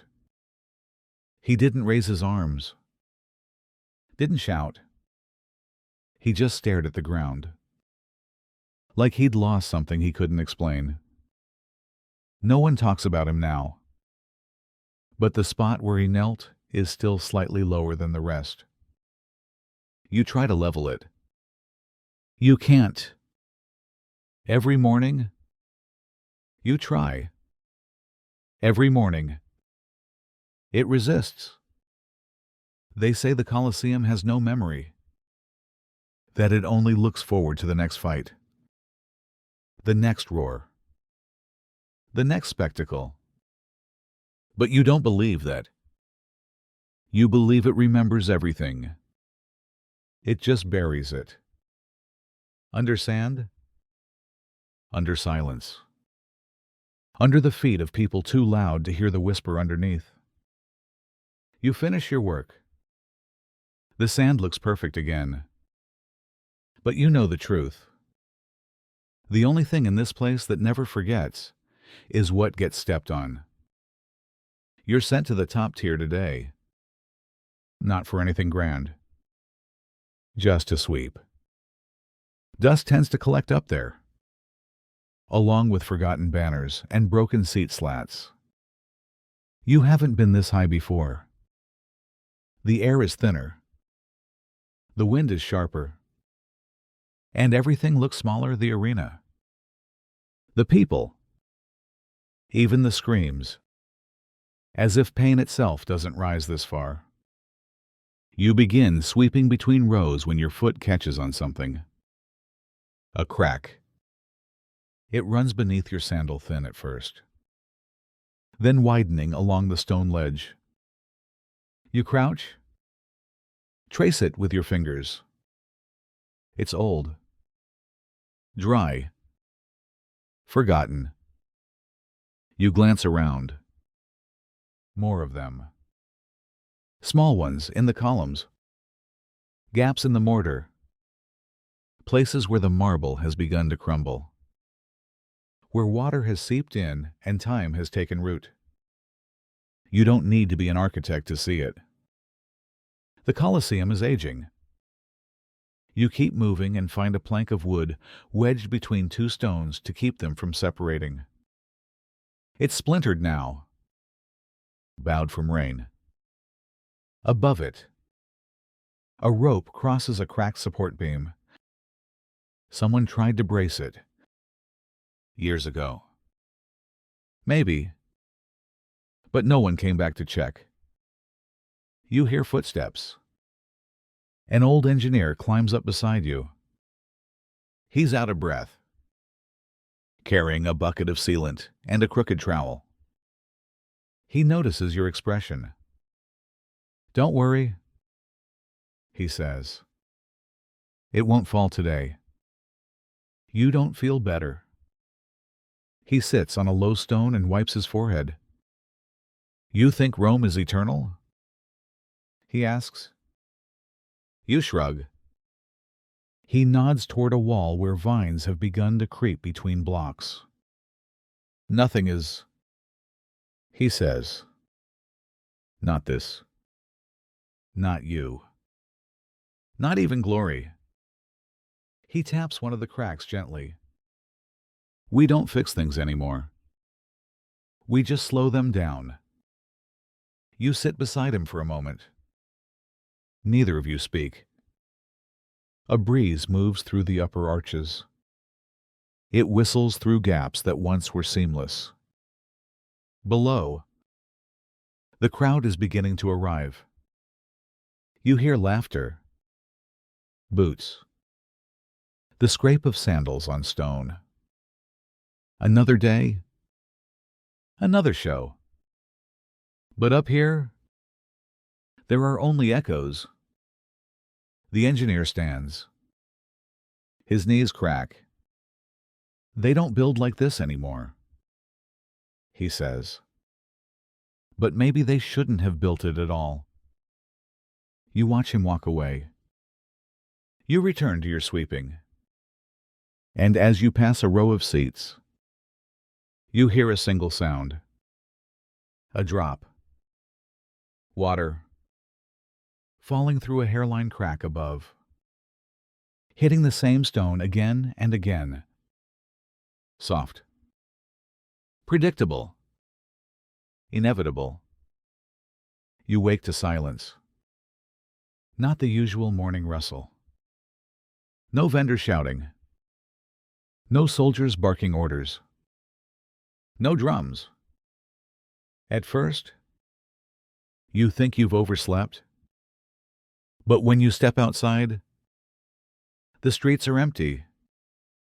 The wind carries dust instead of excitement. The Colosseum stands in the distance, still massive. Still proud, but today, it doesn't hum. It waits. Quietly. You report for duty anyway. It's what you've always done. The side gates are unlocked. But no one stops you. You pass the stables empty. The training hall silent. The kitchen's cold. You make your way toward the tunnel that leads to the arena. That's where you find him. A lone guard, slouched against a column. His helmet rests on the ground beside him. His eyes are open, but unfocused. He glances at you. "You didn't hear." You shake your head. "No more games," he mutters. "At least for now. Maybe forever." You wait, expecting him to laugh. But he doesn't. He shrugs. No money. No animals. No appetite. They say. You step past him and into the corridor. You've never heard it so quiet. No chains dragging. No wheels turning. No boots. No moans. Just air, still and hollow. You reach the mouth of the tunnel and look out. The arena is empty. The sand is untouched. Raked. Yes, but undisturbed. No footprints. No blood. The seats are vacant. Dust settles on marble benches where cheers once thundered. The velarium is half lowered, caught mid-movement, like someone forgot what it was for. You step onto the sand. No one stops you. You walk slowly to the center. Your boots leave clear prints. You pause where the trapdoors are hidden beneath the grains. You know where they are. You've counted them, cleaned them, bled near them. Now they're just quiet. You sit, not because you're tired, but because it feels wrong to stand. You look up. No faces stare down at you. No jeering. No laughter. Just empty rows and the blue of the morning sky. You'd imagined this once. What the arena might feel like without its noise. It's death. It's fire. But you never thought it would feel like this. It doesn't feel peaceful. It feels abandoned. You hear footsteps behind you. The guard sits a few paces away. Strange, isn't it? He says. No one dies today? And yet, it feels heavier than ever. You nod. He picks up a handful of sand, lets it fall slowly. Funny. They always thought the danger was in the sword. But it was in the crowd. You don't speak. He looks around once more. Do you think it remembers? He asks. You know what he means. The place? The stone? The stories? You answer quietly. Yes. He smiles. Tired. Then let it rest. Just for today. He stands and walks away. You stay a little longer. Not because you're waiting, but because for the first time, the Colosseum is listening. And it has nothing left to say. Years have passed since the last trumpet blew. You return to the Colosseum not as a worker, not as a slave, not as a spectator, just a witness. The grand amphitheater stands silent. No cheers echo through its arches. No shadows of gladiators dance on its sands. Instead, dust has settled like a thick blanket. Grass and ivy creep along cracked stones. Small trees root where once thousands roared. The air smells of forgotten time. You walk slowly through the main entrance. Your footsteps disturb the silence, echoing faintly off empty seats. You see the worn steps, smoothed by centuries of footsteps. The carved reliefs, chipped by wind and rain. The trapdoors, rusted and unmoving. Local villagers gather near the ruins, telling stories about the nights when they hear screams carried on the wind, about ghosts of fighters and beasts long dead. You listen quietly. You see the Colosseum not as a monument, but as a memory, a keeper of all it has witnessed. The stones remember the blood spilled, the cheers raised, the pain hidden beneath laughter. You pause on the arena floor, hand resting on a rough block of marble. Cold, hard, unyielding. You close your eyes and imagine the roar, the clash of swords, the crowd's frenzy, the heat of sun and sweat. And then the silence returns. You step back, feeling the weight of history pressing down like the stones overhead.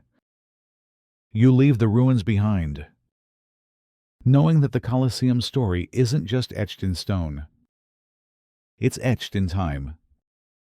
And in the quiet spaces between the roars, you hear the story from a man with no teeth. He's old, so old you wonder how he still holds a chisel. He's sharpening tools near the scaffolding when you bring him water. He nods once, then speaks like he's picking up a conversation you started days ago. You know who built it. Don't you? You hesitate. The emperor. He spits. No. Not him. Not his name. The real builder. The one who drew the bones before the flesh. You listen. He was quiet. The old man says, kept to himself. Drew all night. Carved lines into sand. Then erased them by morning. I saw him once measuring shadow with his hand. Said he could see acoustics. You don't ask what that means. The old man leans closer. He wanted no slaves. Said a building meant for men shouldn't be built on their backs. Foolish. Brave. Both. You nod slowly. What happened to him? The man shrugs. No one knows. One day. He stopped coming. Name never carved. No statue. Not even a plaque in the hall. Like he never touched a stone. That night, you think of it, of someone so close to greatness being erased. A week later, you're deep in the rear corridors behind the hypogym where the lime doesn't reach and torchlight bends wrong. You're sent to retrieve an old chain. But you find something else. A drawing. Faint. Scratched into the wall with charcoal. Curved lines. Symmetrical. Measured. Precise. Notes written in a delicate Latin script. Angles. Arrows. A cross-section of the Colosseum. Drawn small enough to hide, but clear enough to understand. And beneath it, a single word. Memini. I remember. You run your fingers across the lines. The charcoal flakes. You stop. You don't report it. You don't copy it. You don't mention it to the old man. But you never forget it. You wonder how many men carved this place with their hands, only to be cut from its story. How many dreams were laid beneath the stones before the foundation dried? You walk past pillars that bear no names, and realize, in Rome, even genius can disappear if it dares to remember the wrong things. You first saw him near the training yard. A small boy, maybe 8. Maybe 10 too thin for his tunic.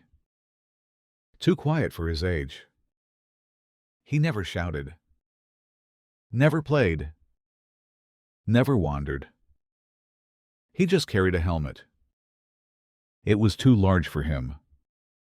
The kind made for gladiators. Bronze. Dented.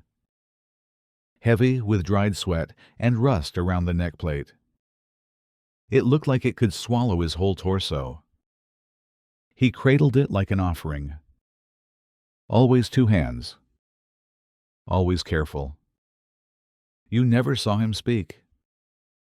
Until one morning, you were sweeping outside the practice hall when he stopped beside you.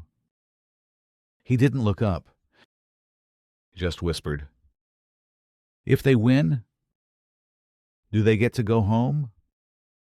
You didn't answer. Not because you didn't want to, but because you didn't know how. He waited, then nodded, like your silence said everything, and walked away. From then on, you noticed him more. He was always near the same fighter, the tall one with the tired eyes and the scarred hands. You guessed the boy was his runner. He wiped down the armor. He fetched water. He held the helmet with reverence, even when it was still warm from the fight. Then, one day, he was gone. No explanation. No one mentioned him. No questions were asked. Another boy stood in his place the next morning, older, louder, careless with the helmet. You asked the trainer? He shrugged. Sick. Maybe. Sent back. Doesn't matter. But it did. To you. You started looking in corners, behind racks of weapons, in the storage alcoves. 3 days later, you found the helmet, stuffed behind a broken barrel, tucked beneath old ropes. Forgotten. There was a crack along the brow plate, a smear of dried blood inside, and, barely visible unless you ran your finger just right, 4 tiny scratches near the cheek, padding too shallow to be battle marks, too desperate to be accidental. You didn't say anything. You just sat beside it for a while, listening to the sounds of the arena starting up again. Drums, trumpets, roars. No one missed him. No one called his name. But you remembered it. Because he once told you, and because some people pass through history like shadows across stone, quiet, brief, and never meant to leave a mark. But still, they get crushed just the same. You find her in a room no one visits twice, tucked behind the amphitheater kitchens, past barrels of vinegar and baskets of spoiled figs. There's a small stone chamber with one window, half covered in soot. The only sound is the rhythm of thread pulling through fabric. She's hunched over a long stretch of linen, fingers gnarled with age, stained with oil and blood that never truly washes out. Her needle moves with a slowness that isn't from weakness, but from memory. You're here to deliver dye. But she doesn't look up when you enter. Leave it there, she says softly. You do. But you don't leave. You watch. She's sewing a long seam down a strip of canvas, red edging on pale white. You've seen that color before, draped over the edges of the velarium that shades the senators. It ripples in the wind like war banners. She notices your silence. Curious? She asks. You nod. She threads again, slower this time. I used to sew for actors, she says. Costumes, capes, illusions. She pauses, then continues. Now I sew for gods. You frown. She gestures toward the fabric. The ones up there, she says. the ones who sit high and call for death. They're gods, aren't they? Untouched, unbleeding, unburied. You say nothing. She leans back and wipes her forehead. They think this place is made of stone. She whispers, but it's made of cloth. You look around. Bolts of linen stacked in corners. Faded purple scraps. Heavy bronze-threaded banners folded like corpses. And in the far corner, a single folded square of dark fabric, thicker, heavier, darker than all the rest. She sees you glance at it. That one, she says, was mine. You wait. I was asked to sew it special. No crest. No color. Just black. Big enough to cover a body. A famous one. A champion. You ask what happened. They used it once, she says. Then said it was unlucky. They asked me to burn it. You ask if she did. She smiles. Faintly. You never burn the final curtain. You fold it. You keep it. Because you never know when the last act comes. You stare at the cloth again. You don't move closer. It doesn't invite you. She resumes sewing. Her hands shake slightly now. You watch the needle dip and rise. Dip and rise. You realize she's not sewing with her hands anymore. She's sewing with what's left of her memory. You back away. Quietly. And as you leave, you hear her whisper to the thread. They cheer the blade. But I sew what's left after. You used to hear the drums before you saw the blood. 3 slow beats. A pause. Then the roar. That rhythm became your morning bell. Your midday warning. Your evening curse. And always.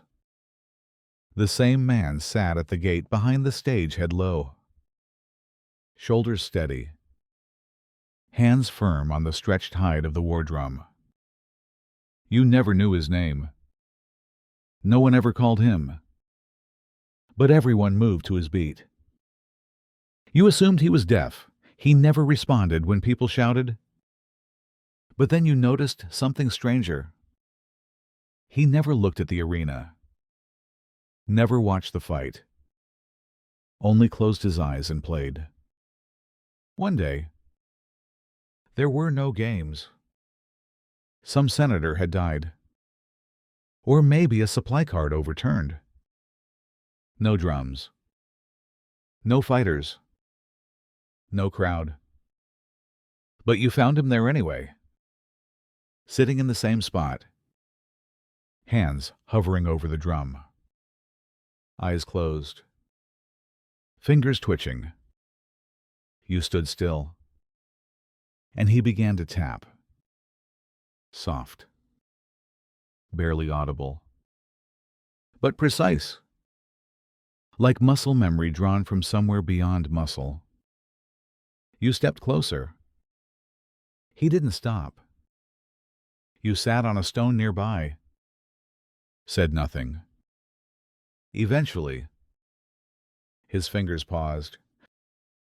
He opened his eyes. Looked past you. Then said, "You think the sound goes away when the crowd leaves." You stayed quiet. He pointed to his temple. It doesn't. I stopped playing last month. But in here, it still plays. He tapped his chest. And here, it never stops. You asked him how long he'd been the drummer. He shrugged. Long enough to forget what I did before. You asked if he ever fought. He laughed. A soft, dry sound. No. I just sent them in. Beat by beat. Into fire. You nodded. He picked up the sticks again. Rolled them between his fingers. They used to say I had perfect rhythm. That I never missed. He stared at the drumhead. But no one asks what happens when the rhythm keeps going long after the arena falls silent. He began tapping again. No pattern this time. Just echo. You listened. It didn't sound like music. It sounded like memory trying to crawl its way back into the world. You stood to leave. As you walked away, he whispered something. You turned. He didn't look at you. He just said, "The blood is gone. The crowd is gone. But the rhythm that's mine now. And I don't know how to give it back." You pass the Colosseum long after midnight. The torches are out. The vendors long gone. No guards. No laughter. Just wine curling through arches like a forgotten prayer. You weren't planning to stop. But something makes you... You step closer. The gates, once barred and guarded, hang loose now. The iron creaks faintly. You slip through the side passage, careful not to breathe too loud. Inside, the darkness swallows you. But you know the path. You've walked these stones before barefoot, bruised, carrying buckets, bodies, or both. You begin to climb. Not to the first row. Higher. All the way to the top tier, where the wind is colder and the stone feels older. You sit. And wait. For what? You don't know. Then a sound. Faint. Not wind. Not your heartbeat. Footsteps. Slow. Bay. Deliberate. Then another sound. A rope tightening. A blade scraping against stone. You look down into the center of the arena. It's empty. But it doesn't feel empty. You whisper a name. One you remember. One you haven't said in years. And the echo comes back perfectly clear. Too perfect. The wind shifts. You smell something not blood, not sweat. Something older. You stand slowly, scanning the rows. No one there. But the feeling remains. As if 1,000 eyes are watching. As if the walls themselves are listening. You descend. Halfway down, you pause. The moonlight catches the sand below. It looks freshly raked. You don't move. You don't breathe. You just listen. And in that silence, you realize some places don't need people to remember. The stones do it for them. The echoes never left. Because stories like this don't die.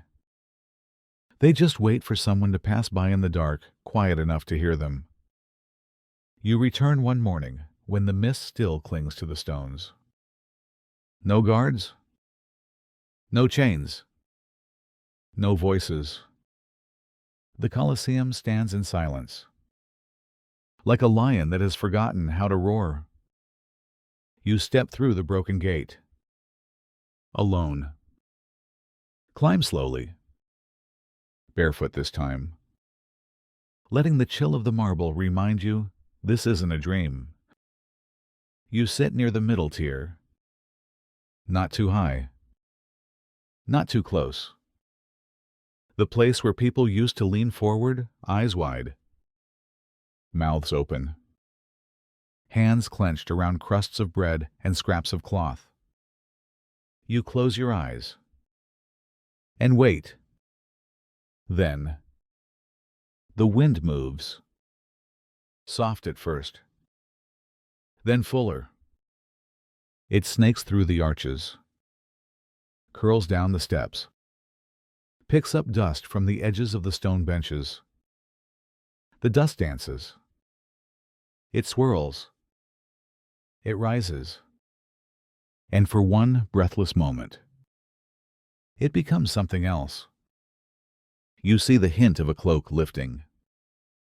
A flicker of fabric in midair. 1,000 shadows layered in motion. Arms lifted in cheer.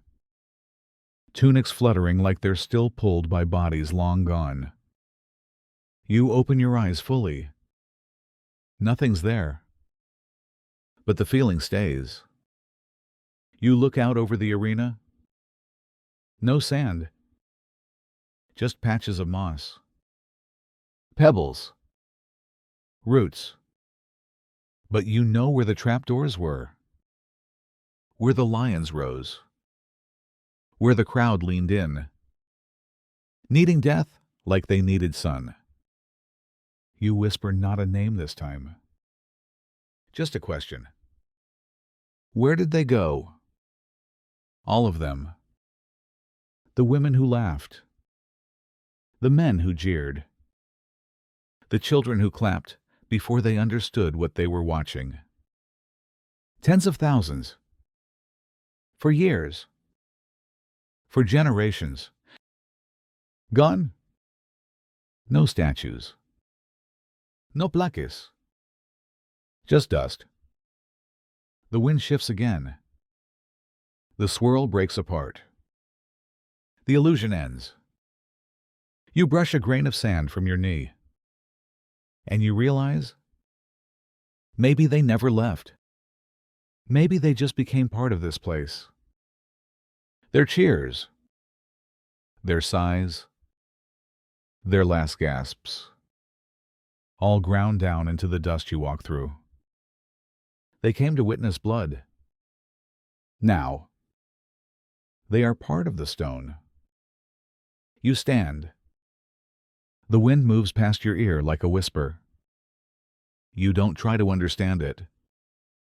You just let it carry you home. You return many years later. Your hair is gray now. Your back stoops.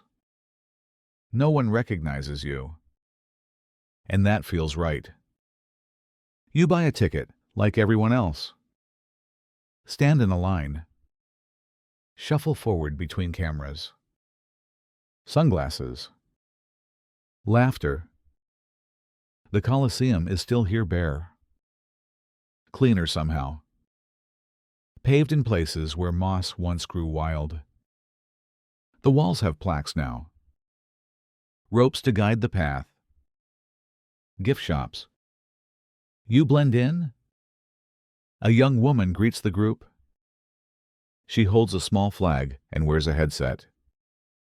Welcome, she says, smiling. This is the Flavian amphitheater known to the world as the Colosseum.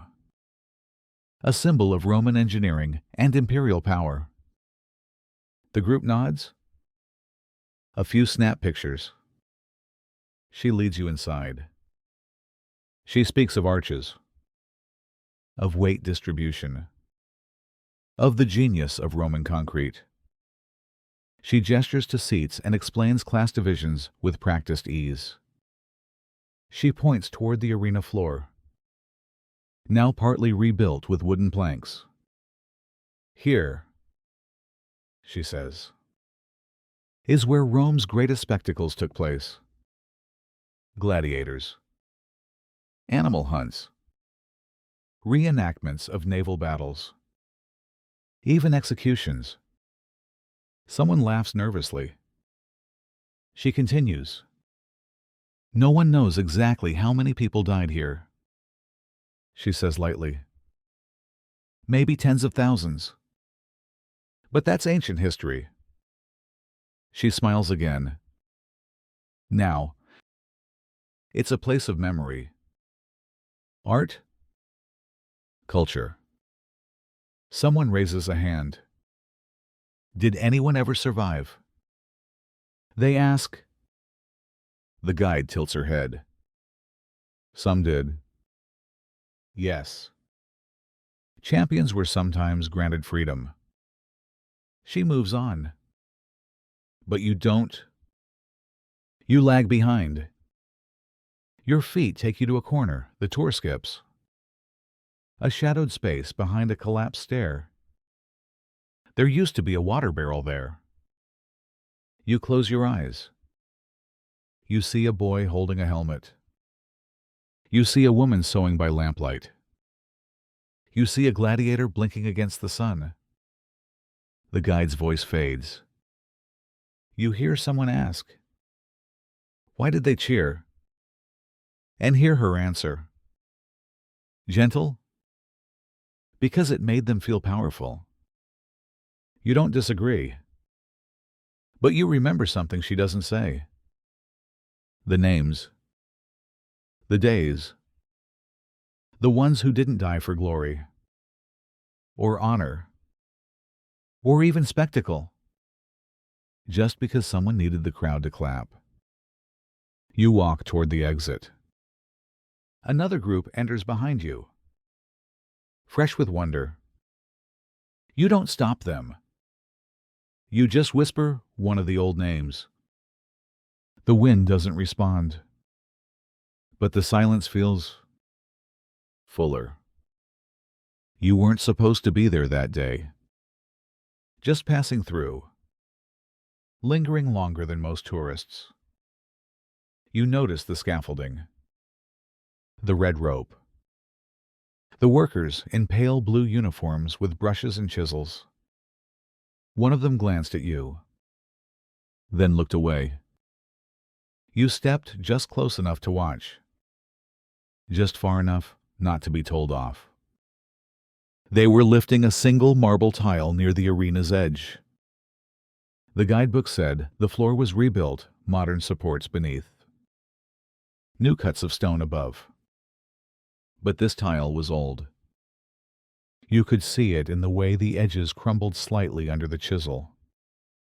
The way the dust didn't rise, it settled. With effort. They lifted it. Underneath, a patch of rough concrete. And in the center, dark. Irregular. Permanent was a stain. It wasn't red anymore. It had dried centuries ago. Turned brown. Then black. Then into something else entirely. But you knew what it was. So did the worker. He paused. Just for a second. His brow furrowed. He tilted his head. Not in fear, just in recognition. Then he nodded once, to no one in particular, and gently set the tile back in place. No photos. No measurements. No notes. Just silence. You didn't ask. You didn't need to. Because you remembered the way blood looked on hot stone. How it sank into porous cracks. How it lingered long after the cheers ended. You remembered carrying buckets. The stench. The color. The way it soaked into the soles of your feet. This patch was deeper than memory. It was a message. Written not in ink or inscription, but in iron and time. You stepped back. Another visitor walked past you, pointing at a plaque about Roman drainage systems. A child ran by, chasing a pigeon. The worker moved to the next tile. Everything resumed. But for a moment, history had cracked open, and you had seen it. Not in books, not in numbers, in the thing that everyone steps on, and no one sees. You read about it in a footnote, a local paper, tucked between weather forecasts and election gossip. Just a few lines. During recent excavation efforts along the eastern drainage corridor of the Colosseum, researchers uncovered a small, unidentified bone fragment. Preliminary analysis failed to determine species origin. You reread the sentence. Unidentified. Too small to belong to a lion. Too curved to match a soldier. No match for the catalogued gladiator's remains. No markings. No carvings. Just a shard of something, once alive. You fold the paper, place it in your coat pocket. Days later, you walk past the site. There's no sign. No fanfare. Just a temporary tent. A few bored interns, and the faint smell of damp stone. You ask one of them about it. He shrugs. Could have been a goat. Or a child. Hard to tell. No context layer. You thank him and leave. But your thoughts stay there. Because you've seen bones like that before. Washed up in corners of the hypogeum. Embedded in mortar. Traded as trinkets. Burned for warmth. You know what they won't say. That it belonged to someone. Someone who ran. Someone who fell. Someone who didn't get a monument or a record or even a name carved into the floor. Just this. A fragment that refused to disappear. And now, no one knows what to do with it. They'll box it. Label it. Archive it. Maybe someday. Forget it. But you won't. Because you remember carrying people out by the wrist. Because you remember the way broken ribs felt under your palms. Because you know that not all truths fit into classification. Some truths only fit into silence. And memory. It happened on a day like any other. Hot. Loud. Rushed. You were assigned to the tunnel, again polishing helmets. Tightening straps. Making sure no one tripped on loose rope before stepping into the sun. He stood quietly. Third in line. Young. Barely older than you. His armor didn't quite fit right. Someone had lent him a sword with a chipped hilt. He didn't fidget. Didn't pray. Didn't blink. He just waited. As the gate creaked open, the man in front of him adjusted his greaves. The man behind him spat and muttered a curse. And in that tiny moment of stillness, he leaned slightly forward and whispered something. You were the only one close enough to hear, but not close enough to understand. It was soft, calm, almost kind. You caught only one word. Maybe it could have been mother, or mercy, or remember. You're not sure. No one noticed. The gate opened wider. The drums thundered. He stepped out. You never saw him again. They said the fight was fast, that he didn't scream, that he raised his sword once and then never again. By the time you reached the arena floor to sweep, the sand was already turned. When you returned to the tunnel, someone else was standing in his place. No one asked where he'd gone. No one repeated his name. You tried to, once, but your voice caught. Years passed. Faces changed. The arena changed. But the moment never left you. You still wonder what he said. What truth he carried in his mouth for no one to hear. Maybe it was nothing. Maybe it was everything. And maybe that's what the Colosseum really is. Not the roars. Not the kills. Not the glory. But the last whisper that no one wrote down. You're sent with a bundle of tablets, scraped smooth, edges still damp with wax. The delivery takes you behind the north stands, through a passage few people walk anymore. It smells of chalk, damp parchment, and ink made from soot and vinegar. The room is colder than outside. No windows. One torch. A man hunched over a low desk, stylus in hand, moving like he's stirring soup instead of carving names. He doesn't look up. Set them down, he mutters. You do. You linger. On the walls around him, wooden boards hang in rows. Names. Dozens. Hundreds. Carved letters. Some neatly etched. Others rushed. Each has a date beside it. Most have a second mark. A vertical line. You know what that means. Dead. He finally glances at you. His eyes are dry. His fingers stained black. Curious. He asks. You nod. He motions to a stool. Sit. Then. You do. He picks up a blank board.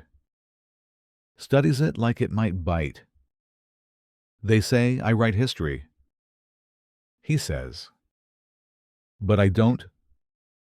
I count it. You say nothing. He carves slowly, pausing between strokes. Each name is a body. Each body is a line. People think we record their glory.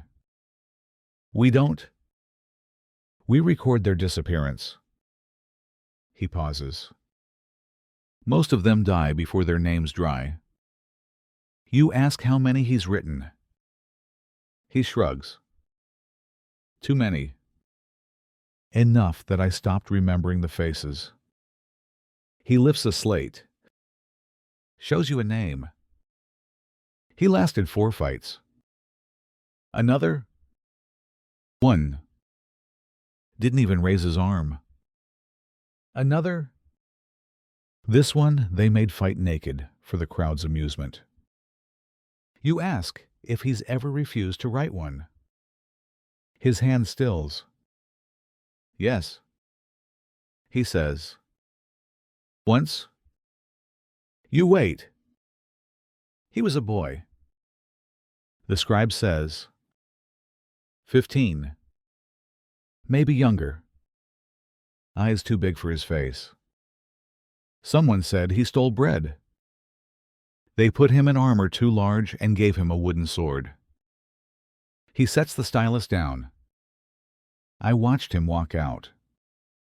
Not even afraid. Just confused. He looks at you. I didn't write his name. You ask why. Because he wasn't a fighter. He didn't belong in the story they were telling. You ask what happened next. He died. Of course, he says softly. The next day, his name wasn't in the roster. No record. No tally.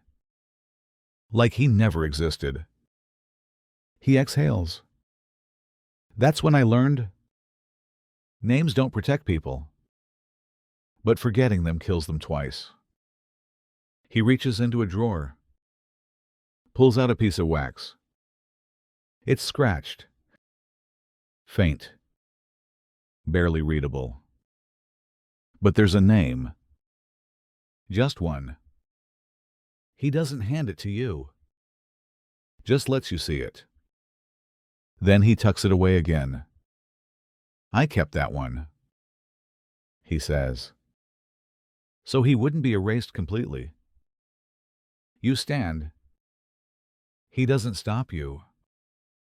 As you leave, you look back once more. He's already carving again. One name after another. One breath. One silence. One line. They hand you a bucket. Wooden. Round. Dark with age. The handle creaks. The slats groan when you lift it. It smells like wet stone. Old blood. And something else, like the air in a closed room after a scream. You carry it to the lower level, where the sand clumps and the drains gurgle slowly. You pour water onto the floor, then sweep it toward the cracks. The bucket always comes back. You rinse it at the cistern. You carry it again, and again. One day, while scrubbing the edge of the platform, you notice something. The bottom inside the bucket isn't clean. No matter how much you wash, no matter how long you soak, it stays stained. A dull reddish-brown circle, like the memory of something that refuses to leave. You ask an older worker about it. He leans on his broom, shrugs. That bucket's older than both of us, he says. Probably older than the emperor. You laugh. He doesn't. He taps the side of the bucket. Used to carry water. Then it carried blood. Then water again. Now it can't tell the difference. You look down at the stain. It isn't growing.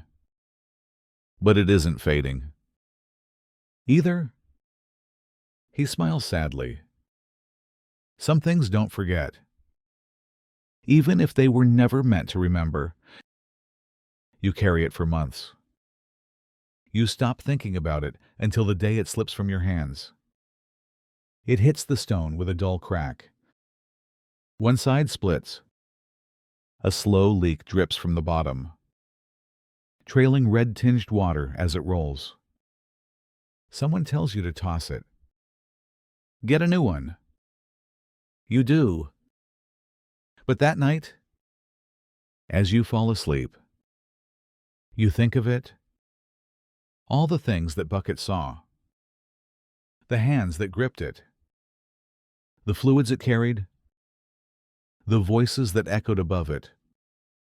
You wonder, if it could speak, what would it say? If it could scream, would it? Or would it just ask to be left alone?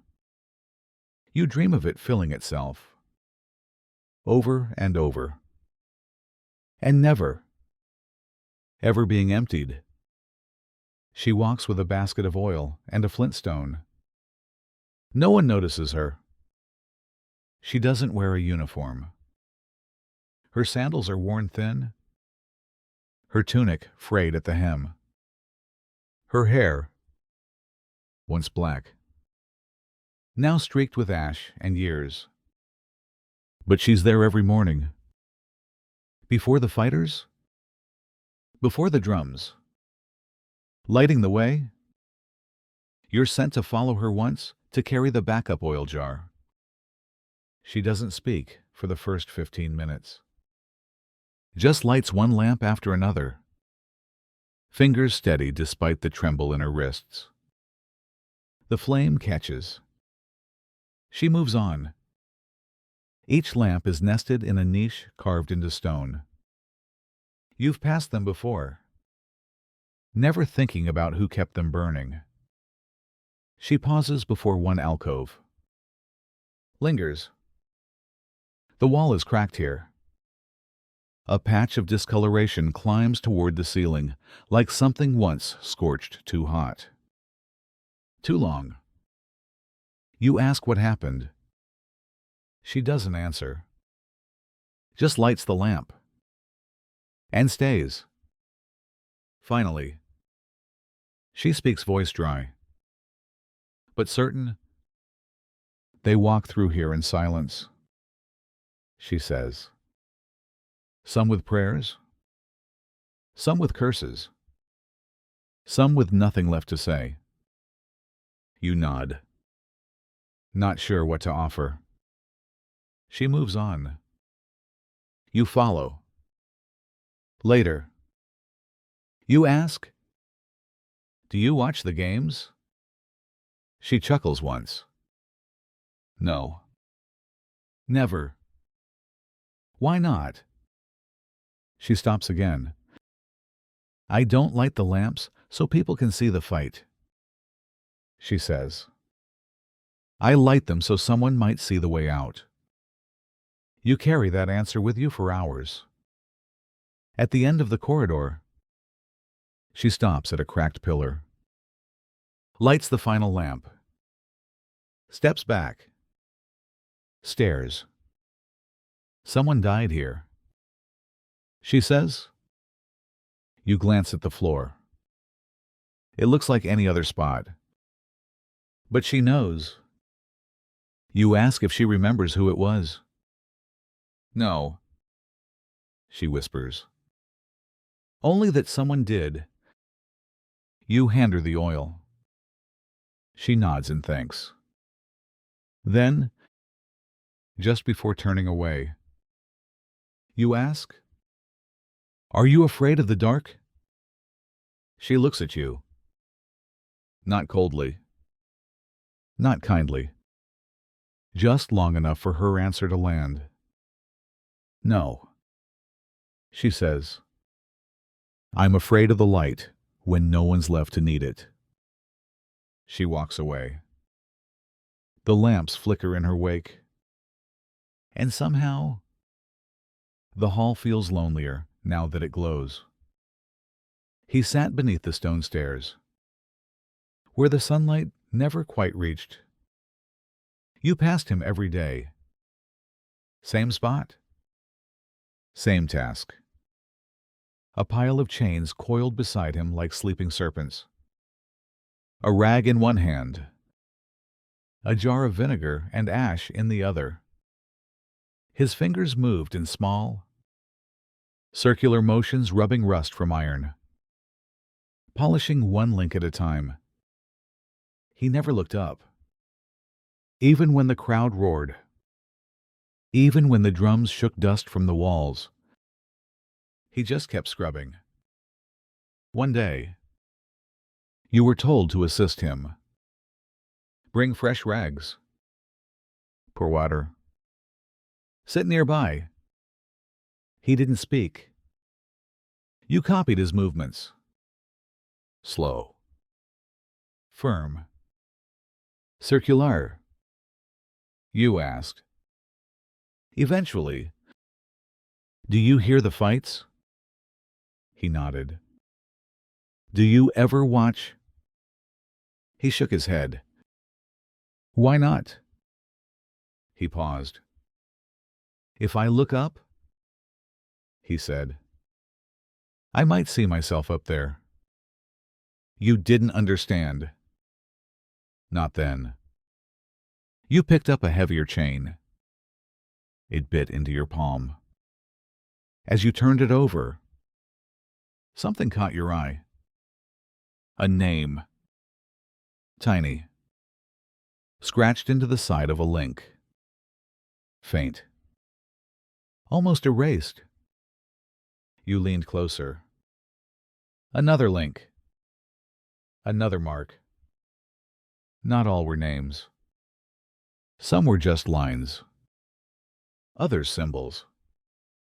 Dates. A word in Greek you didn't know.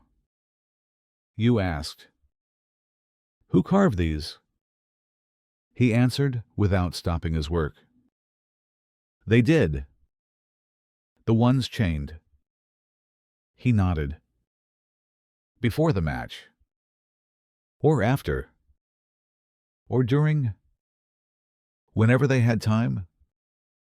You ran your fingers over the marks again. It felt like touching skin instead of metal. You whispered, "Do you ever read them?" He paused. "Only once." You waited. It said, "Tell someone I was kind." Nah. He didn't explain further. Just dipped his rag again. You sat beside him in silence.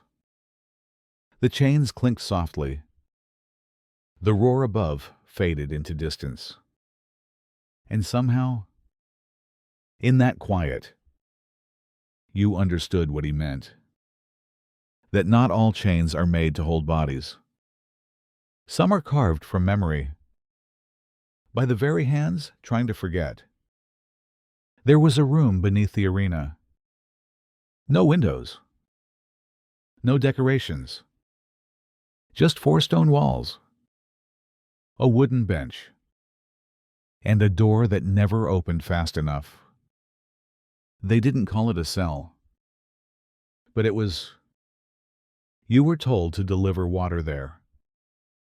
Only once. Late morning. The fights were behind schedule. And the air above was already thick with dust and heat. You carried the jug carefully. Tried not to breathe too deep. The guard at the end of the tunnel barely looked at you. Just pointed. "Leave it. Don't speak." You stepped inside. There were 7 men in the room. No one moved. They didn't talk. Didn't pray. Didn't argue. They just sat, some with their heads bowed. Others staring at nothing. One picked at a loose thread on his tunic. Over and over. You placed the jug on the floor. No one reached for it. The silence pressed on your chest like a rock. You turned to leave. Before the door shut, you glanced back. One man was looking at you. Not pleading. Not angry. Just looking. As if trying to memorize a face. Any face before there were none left to see. You never forgot him. After the next match, you were sent to sweep the corridor. The guard was gone. The door stood open. The room was empty. The jug remained. Still full. On the wall, near the bench, 5 faint handprints had appeared in the dust. Smudged. Uneven. All at the same height. Like they had steadied themselves on the wall before standing for the last time. You didn't wipe them away. You just stood there. Longer than you needed to. Because you understood something you couldn't say aloud. That dying isn't the hardest part. Waiting for it is. Especially when no one's coming to stop it. He was always the first one there. Before the gates creaked open.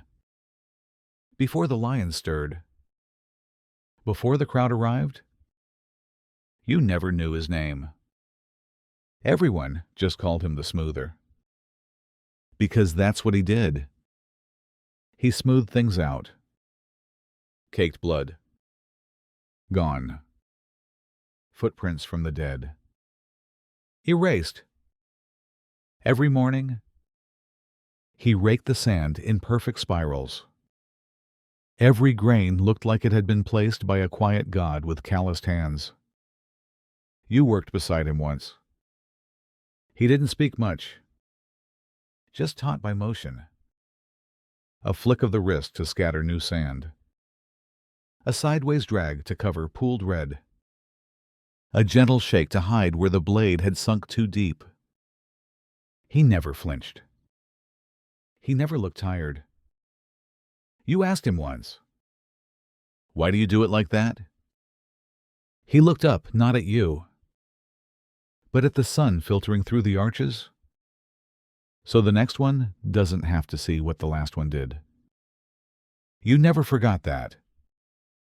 Then, one morning, he wasn't there. You waited. Others waited. A few muttered. The foreman cursed. A new boy was given the rake. It wasn't the same. The lines were jagged. The sand clumped. A spot near the trapdoor still showed a stain. You went looking. Found his broom. His brush. And his water bucket still half full. The bristles were damp. He'd meant to return, but didn't. No one asked where he went. No one wrote his name down. By midday, the games resumed. The crowd didn't care that the lines were crooked. But you did.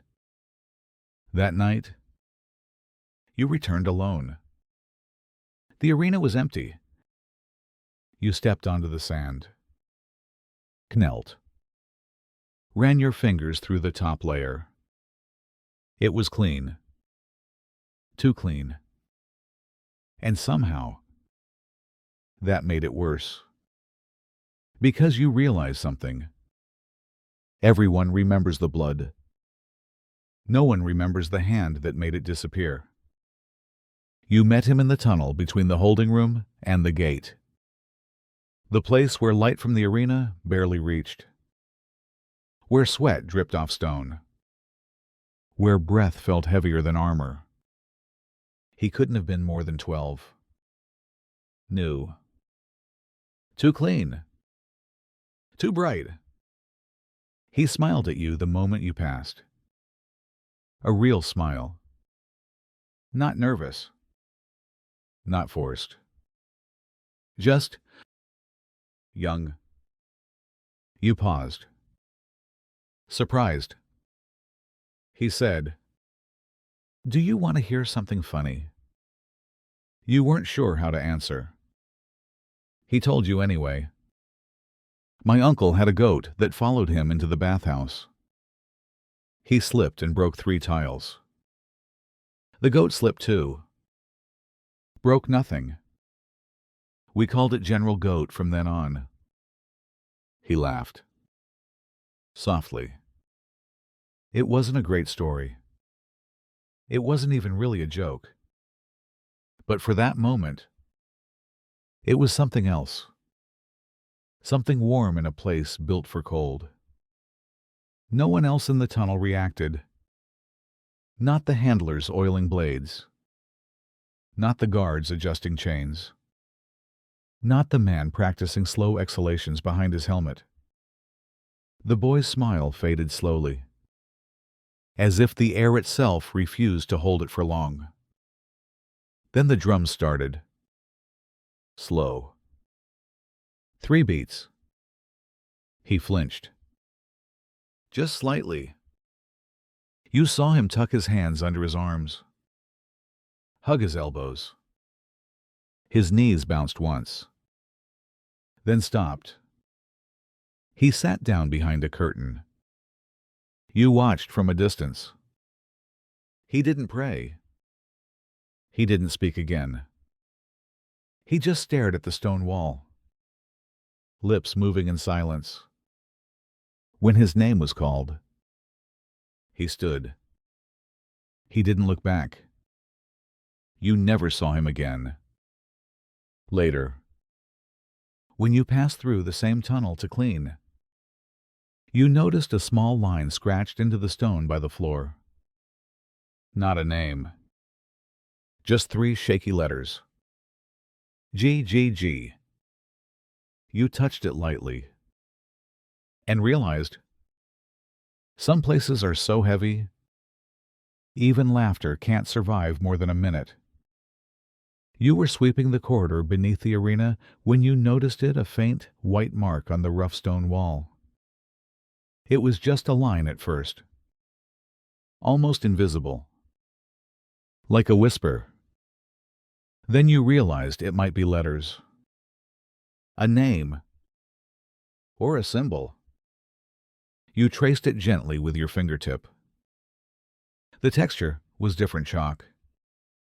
Perhaps hastily applied by a hand that trembled.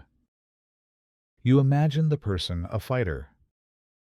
Maybe, moments before stepping onto the sand. Someone who wanted to leave a mark. A memory.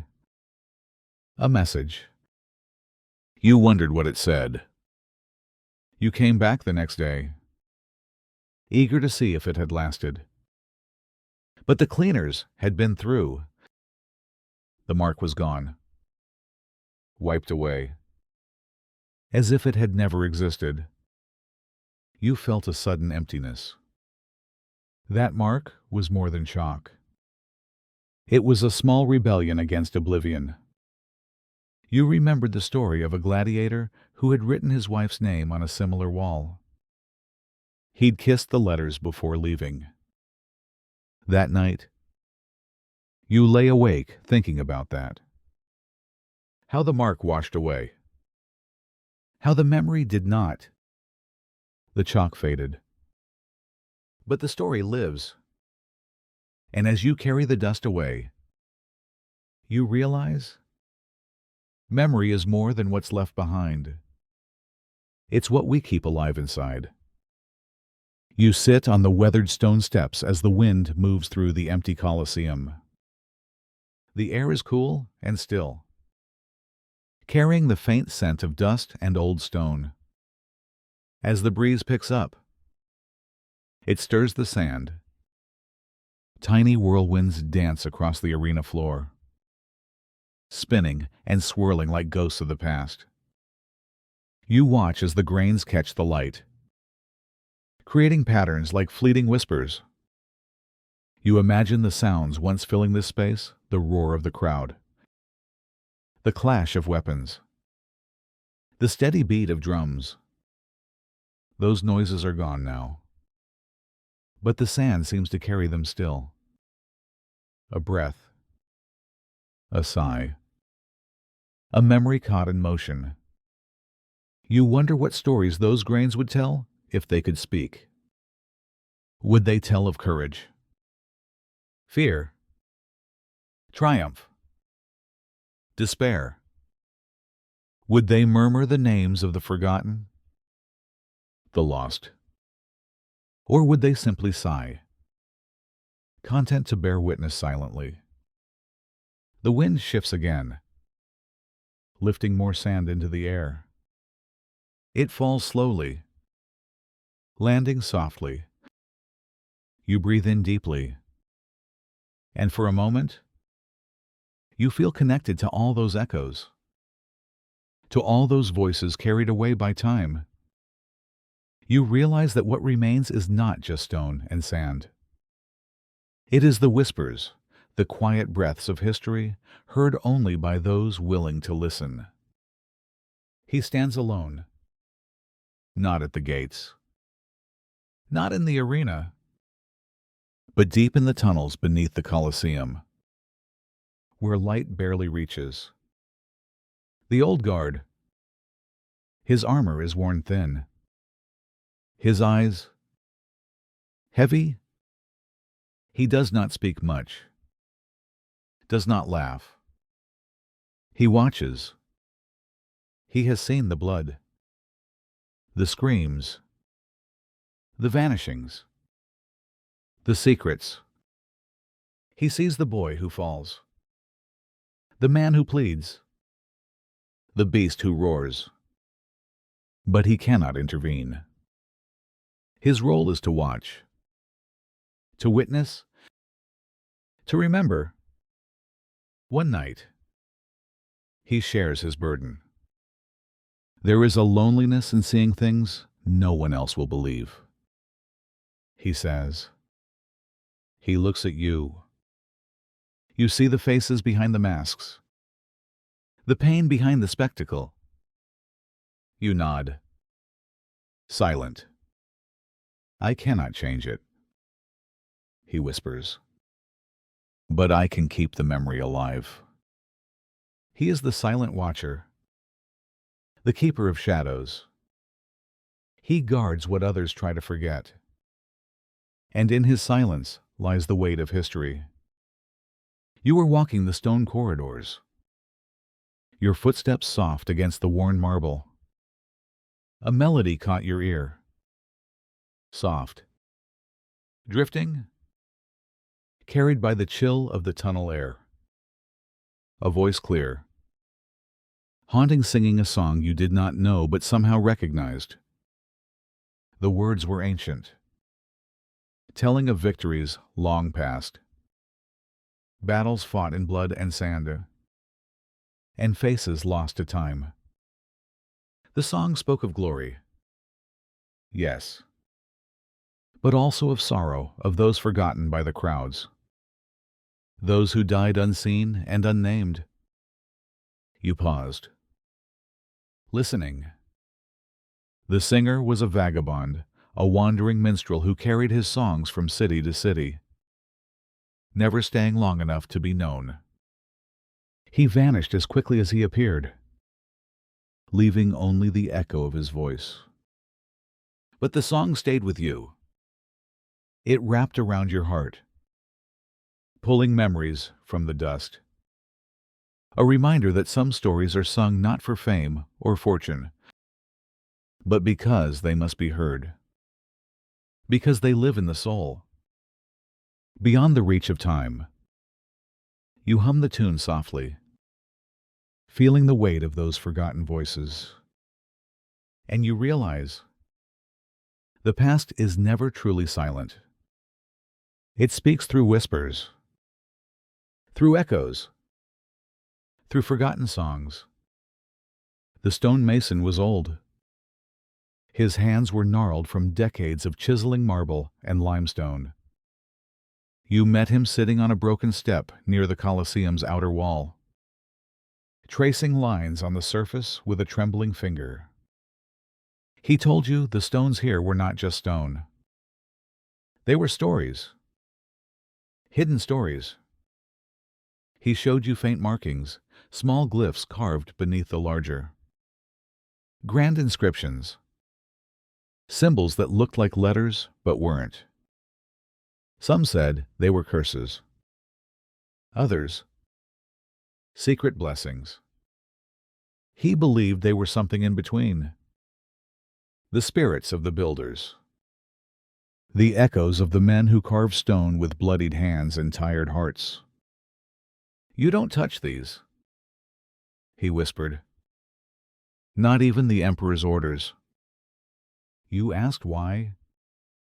He smiled sadly. Because in every stroke of the chisel, there's a prayer and a memory. He traced one symbol carefully. It's my name, not his given name, but the mark he left, hoping to be remembered. You realize then that every stone held a fragment of history, not just in shape or size, but in the silent language of those who made it. He pressed his palm against the stone, eyes closing briefly. You don't build monuments with stone alone. You build them with stories. And sometimes, the stories are all that remain.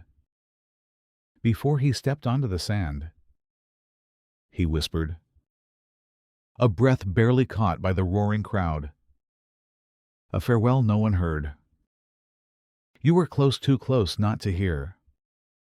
His words were soft, trembling with the weight of love and fear.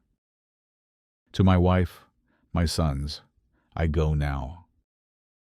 The men around him tightened their straps, readied their weapons. No one paid attention. He stood alone with his whispered promise. The fight came quickly. A flash of steel. A cry. The sand turned red. He fell. The crowd erupted. Cheers. Laughter. The pounding of feet. You stood still. The words lingered. Years later, they still echo. You remember the softness, the hope, the final courage. No one else will, but you do, because some whispers don't need ears. They live in silence, and in the hearts that keep them. You walk past the massive iron gates that guard the entrance to the arena. Their blackened surfaces are scarred with rust, patches flaking away like dried blood. Each time the gate creaks open or closes, the metal groans a sharp, grinding sound that echoes through the corridors. You remember the old blacksmith. His hands were rough but skilled. He told you once about the gates. There was a time when I kept them smooth and strong, he said. Every week, I'd oil the hinges, file the rust, polish the iron until it shone like the emperor's crown. But as the games grew more frequent and the crowds louder, the maintenance stopped. No one thought to care for the gates anymore. They were too busy watching the show, the blacksmith said with a sigh. Forgot that the gates are what hold the chaos in place. You see the rust now as more than just decay. It's a symbol, not only of metal eaten away by time and weather, but of memory corroded by neglect. The rust devours the gates like time devours stories, until only fragments remain. And the weight of what was forgotten becomes heavier than iron. You run your hand along the rough surface. It's cold, but it burns, because it carries the slow pain of erasure, of all that once was guarded and now left to fall. Deep beneath the stone arches, in the labyrinthine tunnels of the Colosseum, there is a shadow. Not just a shape cast by flickering torchlight, but a figure drawn in charcoal and fear. A silhouette etched on the cracked wall of the hypogum. They say it was made by a gladiator who knew he would never see daylight again. The story comes from the old gatekeeper. He whispers of a phantom that walks the arena at night, pacing the sands, reliving battles. No one sees it clearly, but many swear they feel it. A cold presence, a breath on the neck, a sorrowful silence that presses heavier than stone. One night, you stand alone where the shadows pool thickest. You feel eyes watching, not hostile, not angry, just waiting. Waiting for something lost to return. You speak softly. Who are you? No answer. Only the echo of your voice. You wonder if some souls never leave. If the walls remember more than the living can bear. You leave with a shiver. The shadow lingers. Not on the wall, but in your mind. Because some memories refuse to fade. Because some names though forgotten, still walk among us. He was the keeper of the fire. Not the grand blaze that warmed emperors or fueled the great kitchens, but the small hearth beneath the Colosseum, the kiln that baked the bricks, the flame that made stone live. You met him on a chilly morning when the sun barely touched the horizon. His hands were scarred, his face drawn. He spoke softly, as if afraid the fire might hear. The fire was bright once, he said, roaring like a lion, feeding the hunger of thousands. He gestured toward the kiln, its mouth dark and silent now. Days turned into nights, and nights into frost. The flames grew weaker, smaller. Soon, they barely flickered. The warmth faded. The bricks cooled. And the laughter died. You listened, imagining the glow once dancing across the faces of workers, gladiators, and nobles alike. The fire had been the heart, the pulse, the promise of life. Now it was a faint memory, a last ember waiting to die. But even embers hold warmth, he said. Even cold stone remembers heat. And so do I. You felt the weight of his words settle around you. Like the dust, like the stones, like the memories.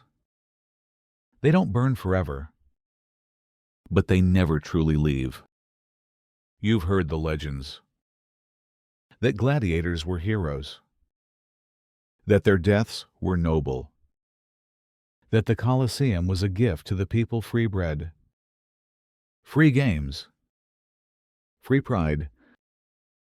But now, after walking through dust and echoes, you know better. There was no glory in carrying bricks until your back gave out.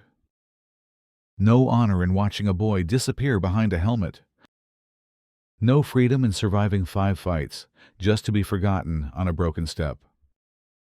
The truth is, the Colosseum wasn't built to inspire. It was built to distract. From hunger, from corruption, from collapse. They gave the people blood, so they wouldn't ask for justice, and called it entertainment. The Colosseum could seat 50,000 faces, 50,000 hands ready to cheer. But what were they really watching? Not the swing of a sword, not the final gasp. They watched their fears die in someone else's body. Every drop of blood said, "At least it's not you." Every roar meant, "We're still in control." But no one stays a spectator forever. In Rome, roles changed fast. 1 year, you cheer. The next, you kneel in the sand. And the crowd never remembers the faces. Only the scream. Open any textbook. You'll find numbers, names, emperors, victories. You won't find the girl who sewed the final curtain, or the whisper before the last gate opened, or the man who built it all and vanished from the records. Because history isn't fair. It doesn't write down the quiet things. It writes what's loud. And nothing was louder than the crowd. But under every stone, there are stories that didn't get carved. They live in the cracks, in the dust, in memory, in you. The Colosseum wasn't just built for spectacle. It was built to fill the silence, to drown out the rust of poverty, the creak of failing systems, the hunger in the streets. Noise kept the empire alive. Noise and blood. And when the game stopped, when the seats emptied, Rome had to listen again. To its rot. To its people. And silence. Finally, was louder than the lions. It's easy to say, never. To swear you wouldn't have clapped. Wouldn't have watched. But the arena was designed for you. For your eyes. For your fears. For your hunger for resolution. You're not bad for being curious. You're human. The Colosseum knew that. It counted on it. But tonight, you've done something different. You didn't cheer. You listened. You've heard the legends. That gladiators were heroes. That their deaths were noble. That the Colosseum was a gift to the people free bread. Free games. Free pride? But now, after walking through dust and echoes, you know better. There was no glory in carrying bricks until your back gave out. No honor in watching a boy disappear behind a helmet.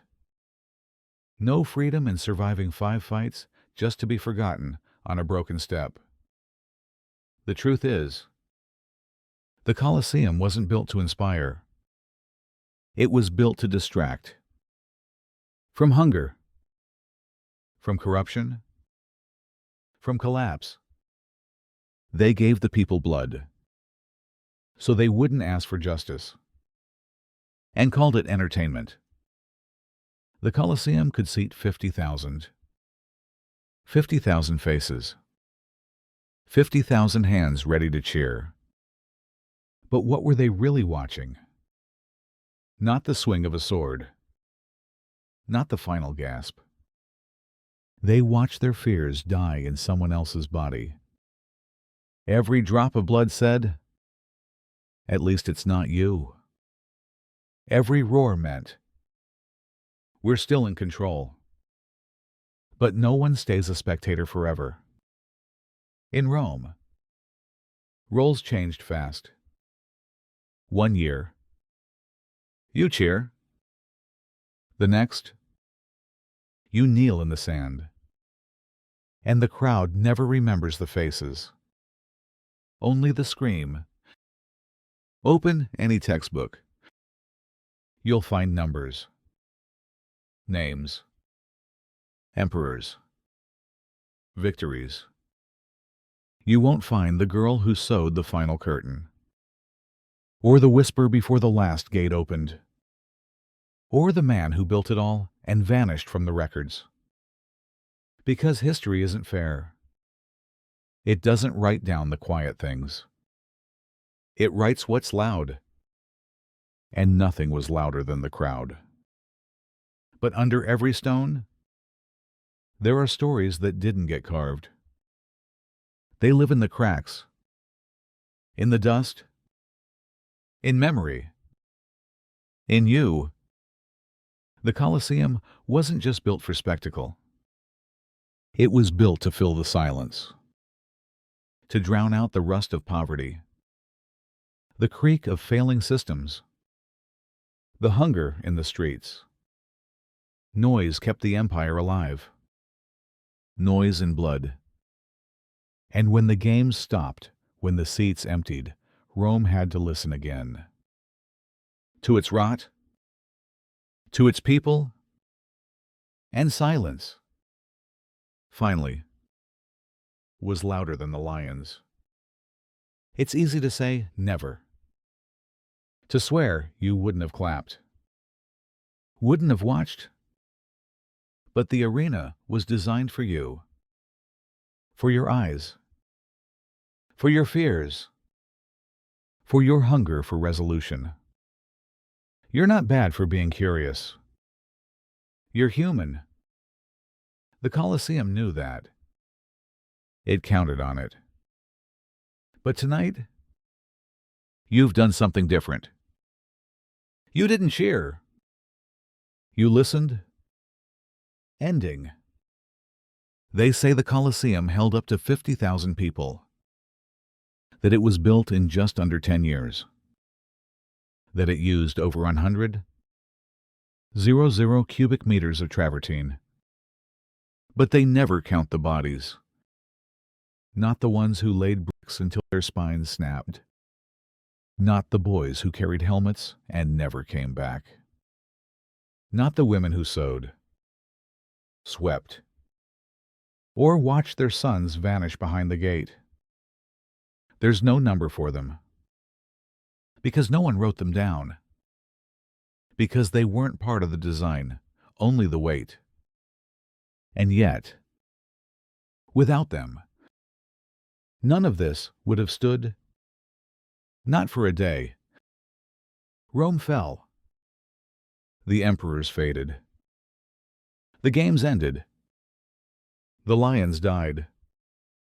But the Colosseum remained cracked, hollowed, emptied of meaning, yet still there. People passed by. They stared. They posed. They forgot. But the dust stayed, and it never stopped whispering. This story, it wasn't meant to be told. Not like this. You were supposed to remember the arches, the numbers, the marvel of Roman concrete. You weren't supposed to feel the chill of early morning stone, or the thud of a drum in your ribs, or the silence when no one cheered for the one who lived. But now you do. And now it's yours. You've walked the corridors, swept the sand, heard the crowd. Would you have lasted? As a builder, a fighter, a witness, would you have smiled when the crowd called for death? Or would you have turned away? There's no easy answer. Only a quiet one. The kind that stays with you, even after the story ends. Breathe in, slow. You're not carrying stone. You're not sweeping blood. You're not kneeling under an arch, waiting for your name to be forgotten. You're here, now, safe, quiet, breathing. The Colosseum still stands, but not for the reasons they think. Not for emperors. Not for gods. Not for glory. It stands because memory clings to stone. Because dust doesn't forget. And because someone like you still listens. Even when everyone else is gone. Even when the roar has faded. It's just dust and moonlight now. And that's enough.